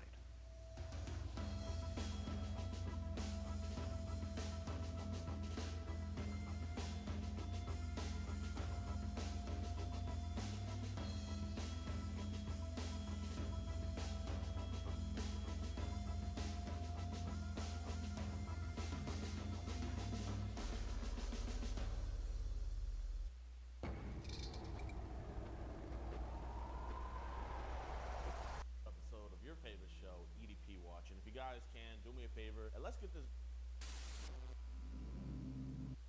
A lot of Somalians are low IQ people. Nobody talks about the fact that $19 billion at a minimum is missing in Minnesota, given to a large degree by Somalians. They've taken it. Somalians, can you imagine? Somalians. Can you imagine now? And they don't do it. A lot of very low IQ people, they don't do it. Other people work it out, and they get them money, and they go out and buy Mercedes-Benzes, and they come from here, they have no money. They never had money. Didn't expect they never that. had a life. They never had a government. They never had a country. Because there's basically no country. Somalia is not even a country. They don't have anything that resembles a country. And if it is a country, it's considered just about the worst in the world. They come here and they become rich and they don't have a job. I was told that Ilhan Omar is worth $30 million. She never had a job. How does that happen? I think that's a good question. Yeah, I mean, like, he's right. I mean, sure. Oh, wait, he's talking shit about Don Lemon, too? I didn't even see this. Mental institutions from where they came, that's all they want to do. They're patriots, and they have to be abused by guys like Don Lemon, who's a loser, lightweight. I saw him the way he walked in that church. It was terrible. I have such respect for that pastor. He was so calm. He was so nice. Yeah, he had to put up with a lot of bullshit, What they did in that church was horrible yesterday. Look at it here. 20 mental institutions. You know, all they from care where about is brown people, but when white people get fucking mobbed by police, they seem to lose their minds more. I think that really they just don't like the police, period. That's literally it. So apparently these guys in Minnesota are, they're getting subpoenaed. People, vicious. Oh boy. Many of them murderers. These are all out of Minnesota, just Minnesota. I say, why don't you talk about that? Jesus, look at that. Second-degree sexual assault of a child. Oh, wow.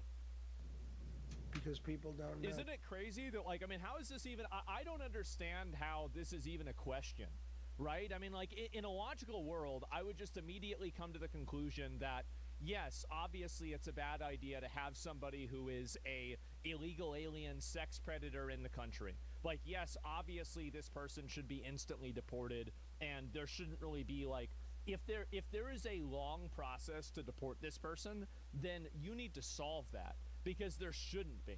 Like, very clearly, if somebody's not supposed to be here and they have all these convictions, they need to be out of the fucking place, right? I mean, like, what are we doing here? Lies is the answer. People fell for Trump's evil sex predator dictator propaganda. Well, even if you don't like Trump or you think that he's bad, that doesn't mean that these other people aren't bad too. Like, I don't really see, like, you don't have to pick and choose. You can just be against all of it, right? I mean, I don't really see the reason why you wouldn't be. I'm convinced more and more the vaccine just cooked all these people. Yeah, I think that's true. I mean, I feel like there's a lot of people it looks that way for, honestly. It's very bad. Do you want to live with these people? Yeah, well, here's another one. Let's see it. Deporting to Antarctica. International murder. These are people that are living, they're apprehended and either put in jails in their country from where they came, or the countries respect us, and so they actually put them there. Yeah. In the old days, they didn't respect our country. They need to release the Epstein files. They do, but even if they release the Epstein files, nobody's going to care. Like, people have already made up their mind whether Trump's innocent or not. Like, I don't think they're going to release a file that says Trump's a pedophile, right? I mean, it's not going to happen. And so, like, same with Bill Clinton or any of these other really well-known people. Like, the odds are those files have been purged, and they were purged 5 years ago. So I don't even think that's even on the table. Now, I'm not saying they shouldn't release them, but I'm saying that if they do, you should temper your expectations. I don't think that anything crazy like that's going to happen. He let them all in.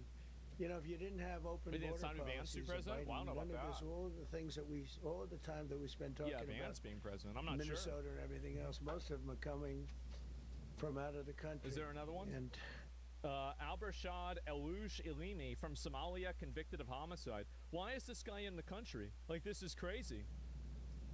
What the fuck? Caused by a previous... Convicted of homicide, vehicle theft, possession of stolen property, assault, and then with a previous arrest for arson? Oh my God. Administrator, look at this. How the fuck are these guys here? It's insane. Boy, these are rough characters. Do you think it's okay Trump's trying to take over all North America? No, I don't agree with it. I think it's stupid. These are all criminal, illegal aliens. Yeah, I don't know why. This is always the issue, is that a lot of Democrats expect, like, anybody who's pro-Trump or who agrees with this stuff to, like, capitulate to, like, obvious things like, okay, well, like, can you at least admit going after Canada and Greenland is, like, needlessly aggressive and, you know, aggro for no reason? And, like, yeah, I can do that. But why can't you guys just admit that maybe it's a bad idea that when an illegal alien is apprehended by the police and they have a conviction of sexual assault, that we just get rid of them? Like, how is that hard for anybody to say? Like, and this is what's so weird to me about it, is that these people always ask you to capitulate and to, you know, at least admit that one thing is wrong. Meanwhile, they're not admitting any of this stuff. They're not really, they're not going to any of this at all. And so files are fake, been deleted for years, so I don't know about that. I mean, we'll have to see with the Epstein files, who knows. But my point is that they always ask you if you to compromise on something. Yeah, sure. Well, why don't you look at this? Isn't even a compromise. This is common sense. You should be getting rid of these people. I mean, duh. Of course. In many cases, they're murderers, yeah, they're exactly. drug lords, drug dealers. They're the mentally insane. There's some of them who are brutal killers. They're mentally insane. They're killers, but they're insane. Yeah. These are just in Minnesota. California, it's worse. In other states, it's worse. No, Minnesota, I think it probably is, actually. Incredible. The It's financial true. crimes are incredible. And I've the heard about problem that. is because of the agitators and insurrectionists, whatever you want, trouble. Yeah, you call them whatever the fuck, right? But it's Problem Boys, right? That's it. White House posted all these photos. Yeah, exactly. It's just, it's so weird to me that so many of those people aren't willing to accept such an obvious thing. It's the same way how half the Republicans don't agree that you guys shouldn't invade Greenland, don't you think?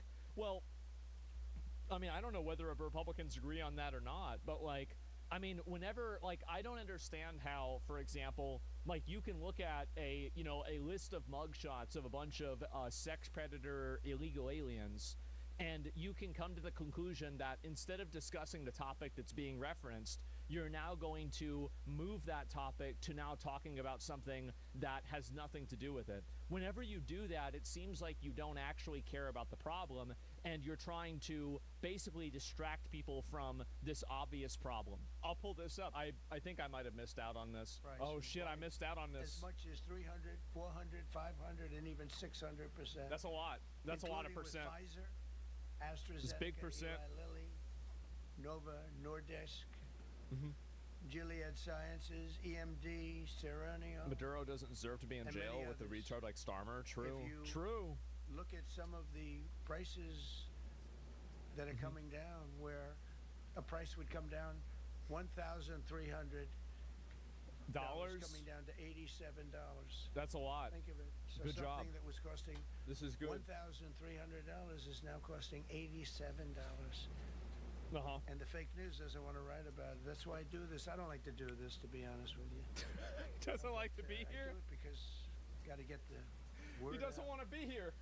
We signed one big, beautiful So I don't bill. even like call it you the Great guys. Big, beautiful bill delivering Yeah. the largest tax cuts in history. No tax on tips, no tax on Uh-huh. Social Security, no tax on overtime. Wow.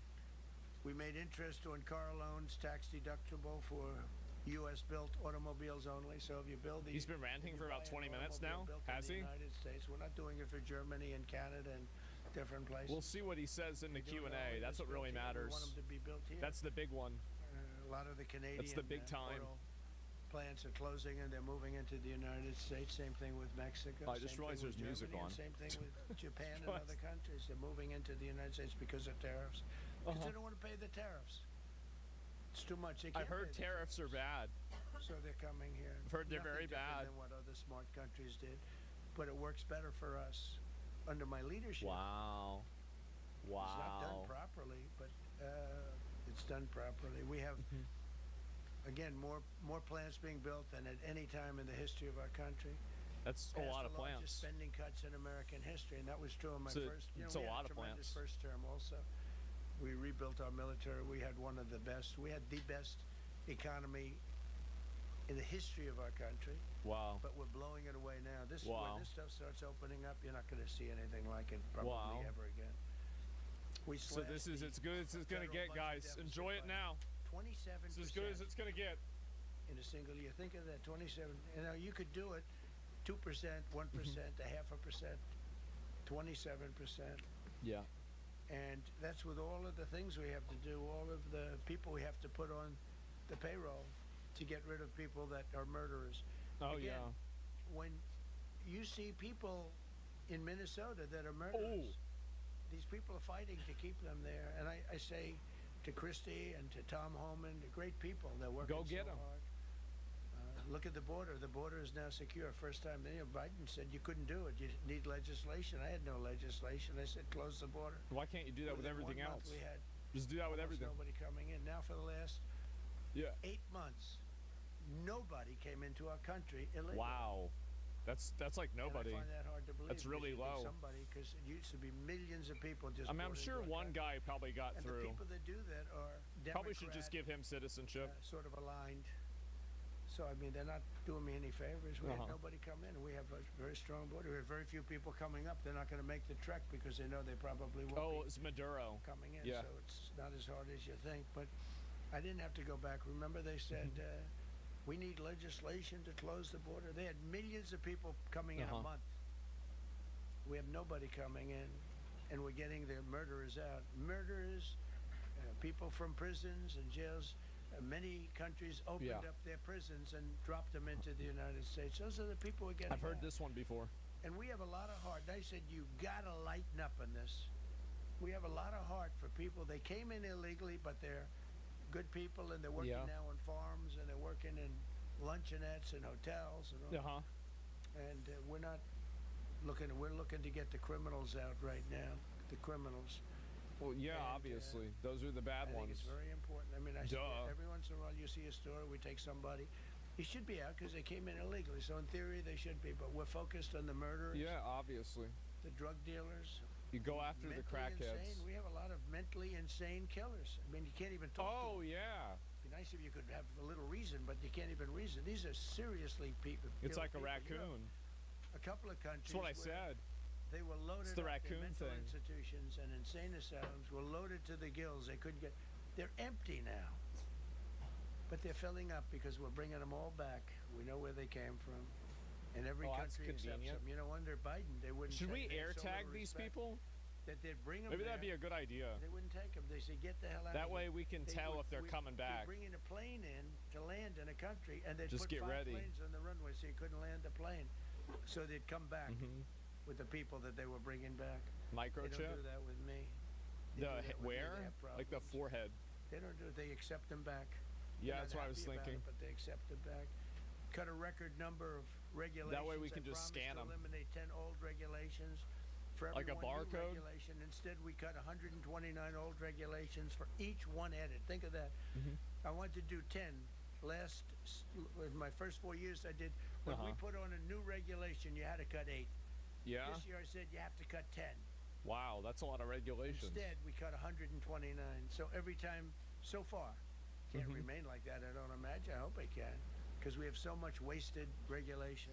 Stupid regulations. That's probably true. Regulations where they go by California, which is a disaster state. Oh, yeah. With a governor that truly is doing a bad job. He's killing that state. He's doing a bad job. If he ever ran the country, this country would be Venezuela very quickly. That's probably Using true. tariffs slash the U.S. trade deficit by an incredible 77%. The trade deficit is down, and that doesn't include the last month where we had our best month. What do you know about Pat the We citizenship? slashed the trade deficit Brought here by his an incredible kids. 77% Well, I don't know in about 1 year that. with no Just get rid of 'em. inflation. Something that everyone said could not be done. So we had essentially no inflation. In fact, the last month we had almost no inflation. But we slashed the trade deficit by 77%. If you Yeah. slash it by 1%, that was good. Again, we did Well, that's that a with lot. tariffs and intelligence. We did that with November 5th, great election. We secured historic trade deals to reduce barriers on U.S. exports with countries covering 40% of all U.S. trade. Think of that. American exports are up by more than $150 billion this year. Wow. People said, oh, we're not exporting. All we do is buy. Is If import, you keep buying, yeah. you're not going to have a country for very long. So we increased exports by more than $150 billion. Investment Was in that right? American factories is up 41%. That's a record. Nobody goes 41% up. You go 2% up, 1% up. You go down by 3%. Let's get to the questions. If Kamala got elected, the I heard about 41% her. up would be 41% down. I hear she's gonna run We moved again. over Kamala Harris might run 270,000 again. Bureaucrats from the You federal guys government. excited? That's another thing. So we have, we announce our unemployment numbers. Call it unemployment or employment. Who's excited to vote for her And they were very good, again? but Right? Oh we can boy. make 'em Yeah. great. But we've slashed tremendous numbers of people off the federal payroll. Because ultimately, if you're on the federal payroll, I mean, we have jobs where they had 10 people for every job. So we cut. Now, if you yeah, want to see some it's good about right. numbers, Yeah. I'll hire 1 million people. We cut millions of people off the federal payroll. I don't believe like that doing instantly. but the good news, I don't feel badly because they're getting private sector jobs, and they're getting sometimes twice as much money, 3 times as much money. They're getting factory jobs. They're getting Can't wait to much vote for better her in jobs primaries and again. much higher pay. Yeah. But all I have to do is say, like, what the Democrats do all the time. What do they do? Hire 1 million people, and then they hire another million. They load it up, and it says, oh, they only have a 3% unemployment rate. It's a fake rate. So with us, we're proud of the fact that we cut so many because, again, I don't want to cut people. But when you cut them and they go out and get a better job, I like to cut them. Yeah. And sometimes they have to be forced to do that because You're helping them by firing them. They want to stay where they are. They don't know, and then all of a sudden It's like letting a butterfly out into the world. Caroline, where people were No, that's how it devastated. is. They hated Trump. I got caught from my very boring federal job where they had, again, sometimes 10 people to do one job. And they were very upset. And now they ended up with a job where they get paid 3 times more money. They're ending up buying houses. It's like crazy. Yeah. So they went from not liking me to liking me a lot. Wow, that's pretty fast. It's hard to get. We need Everybody people. likes him. We need people. It's one of the reasons. I mean, I want to. When you have good people in the farm or good people in hotels and everything else, we want to work with them as much as we can. Under Biden, 1 out of 4 jobs added was a government job. Think of that. That's 25% of the jobs added. They're bullshit jobs. When you know that's 25% of jobs aren't real jobs. But again, I didn't even could know do that. I could add 2 million jobs right now. Would have an unemployed. I could say just hire some more people. I do the opposite. Yeah, no, I that makes say get sense rid of actually. Everybody that's unnecessary. Yeah, not real because jobs. That's the way you make No, America great if you again. haven't worked at the federal government, When you don't know how have, bad this is. All these jobs. There's where so many people are sitting useless around people. doing nothing, and they get a lot of money by the So government. many. It's no good. They don't do anything. But that's what the Democrats do. They show. And they never oh, we're innovate at because they don't have 4% to. Unemployment. That's a good number. The But DMV, yeah. They just add Do jobs. stat where padding? They wouldn't Yeah. cut. They would never cut jobs. Under Trump, 100% of all new jobs created have been in the private sector. Think of that. Not 1% has gone to federal. So under Biden, Could 1 it out be of 4 was 0.1% a though? government job. Under Trump, 100% of the new jobs created. Well, some doing almost every workplace. 100%. Yeah, but in the government it's came worse. from the private sector. That's how you make your Trust country me. wealthy and strong and good. Terms We of video, inherited it's the super worst quiet. border No, in it's history not. And turned it into the strongest border in history. Volume's fine. Illegal crossings have plummeted to the lowest level ever recorded, down 99.999%. That means down 100%. 99.999. It's a bit quiet. I want to find out who that one person Oh, is. really? Okay. For 8 months in a row, 0, and these are government numbers, these are not my numbers. For 8 months in a row, 0 illegal aliens were admitted to our country. How about that? 0. Nobody came in. That good? unless they came in legally. We have a Like, big yeah. process for having people come in Okay. legally, by the way. A lot of people are coming in legally. They have to prove they love our country. They have to prove that Yeah. they're not going to need welfare. That's a lot big of one. things That's they a have to really big prove. one. To bring For people the in first here so time we in can pay 50 for 'em. years, we are now seeing Yeah, right. reverse migration. Reverse. Where because we're getting all of these illegal wow. people out. People that came in illegally, in many cases they're criminals, in many, many cases. Nobody gives a shit Remember about when they used to unemployment? say I that think people care about that. the people that come into our country as immigrants are very nice people, they're wonderful people, they don't commit crime. No, they make our criminals look like babies. They make our Hells Angels look like the sweetest people on earth. The Hells Angels are now considered a nice, high-quality person. I like the Hells Angels. They voted for me. They protected me, actually, believe it or not. But they make our criminals look like babies. I like it. Okay, These are great. some of the They most voted for vicious me. people Wow. Anywhere in the world. They came from the Congo. Yeah? The prisons, I know the Congo because I Farming ended the CNN war headlines? with the Yeah. Congo and Rwanda. Tough group. What? Very tough group. Yeah. They came from prisons in the Congo. Some of the toughest, meanest people you'll ever meet. Thank you very much. They allowed them to come into America. These are tough people. Before my election, 100% of net job creation was going to foreign migrants. Since Yeah, my I can imagine that. inauguration, 100% of the net jobs created have gone to American-born citizens. That's a big thing. In other words, we're now taking care I'm of our gonna miss people. this man. He's a national treasure. It's funny. It 100% of is net funny. jobs created have gone to the I mean, even if you don't like Trump, you got to admit some of the shit he says is funny. Designated It is. It's funny.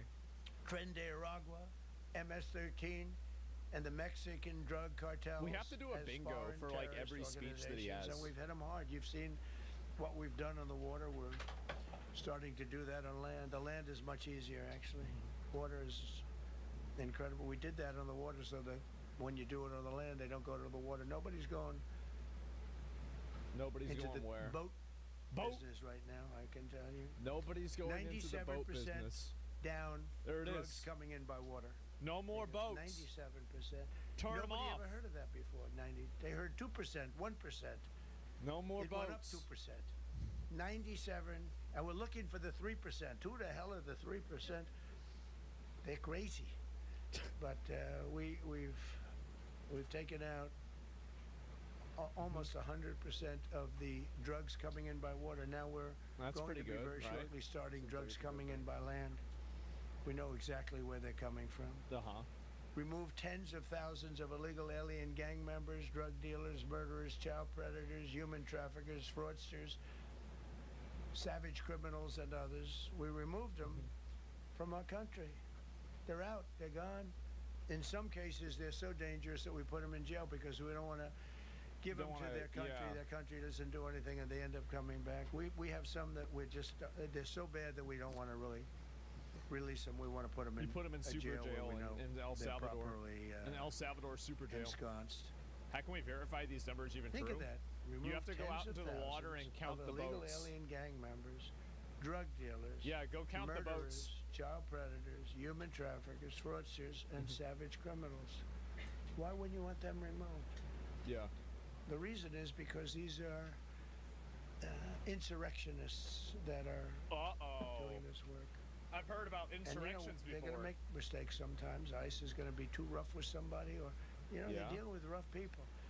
They're going to make a mistake. Sometimes it can happen. We feel terribly. I felt horribly when I was told that the young woman who was had the tragedy. It's a tragedy. It's a horrible thing. Everybody would say, ICE would say the same thing. Yeah, it's sad. But when I learned her parents and her father in particular I hope he still is, but I don't know, was a tremendous Trump fan. He was all for Trump, loved Trump. And, it's terrible. I was told that. Oh, God. By a lot of people. They said, oh, he loves you. He really... He was I hope he still feels that way. I don't know. It's a hard situation. Didn't But he say her that she father wouldn't was be a in heaven? tremendous- And parents were tremendous Trump fans. Like the That's so father-in-law sad. or It just something like that? happens. It's terrible. Halted all refugee admissions Such a to the ego, United yeah. States, including from Yeah? Somalia, Like, which is a goddamn. terrible place, another Somalia. dangerous place. And we also stopped the pirates because they get the same No, treatment they're in as the Minnesota drug now. boats. What do you mean? So when Somalia, the Somalians, see a know what they're daycare good video? at. That's about the only thing they're good at is they're good at pirating ships at sea, big ships. So you have a The huge only thing oil Somalians are good at tanker are with, pirating ships. millions of gallons, millions of Oh my barrels God. of oil. And if it gets hit by a big weapon, the whole thing blows up. And they don't want to fight because if they do, they're told by their insurance companies, do not hand over the ship. And they're not allowed to have any guns on the ship. They're literally, you have these massive They gotta fix that rule. ships being taken over by a Somalian The small no boat. guns rule is why they So have the this big happen. weapon. Because if they hit the side of the ship can blow up to, I mean, you talk Yeah. about a blow up. That's a big And ship. We've seen. And we've then it seen could blow some up. bad That'd be things huge. happen. And the Wow. insurance companies, some of these ships cost more than $1 billion to build. And A the $1 billion insurance companies say, ship. Look, we'd rather give them money than take a That's chance a lot on of $1 money. billion insurance policy. But they don't have to worry about it because we hit them the same way we hit the people with the drugs in their boat. Yeah. They don't know what the hell happened. But all of a sudden, there are no pirates at sea. Do you notice? We haven't had a boat taken in a little while. Came out of Somalia, really corrupt place. It's not a country. They don't have government. They don't have anything. I always hate to see this. Ilan Omar, she comes from Somalia. A backward country, probably the worst country. They say it's the worst country in the world, if it's a country. I don't even think it's a country. There's no organization, no anything. They don't have police. They don't have military. They don't have anything. They just have people country in the running world. around, killing each other, and trying to pirate ships. Oh my But God. she'll come here, comes, and then she wants to tell us how to run our country. The Constitution says that I am entitled to this. I can't stand her. Terminated all taxpayer-funded benefits for Oh illegal my aliens God. and kicked He's baiting them. 275,000 It's the worst country in illegals the off of world. Social Security. The They were illegally Constitution. getting Social Security. The 275,000 Constitution says that I can do whatever I want. I'm telling you, it's not that this is pleasurable, but if I were an elected president, this country was going to be destroyed quickly, very quickly. I think within a year. If you had All right, guys, I'm going to have to go to bed. I got work in the morning. Y'all have a good night.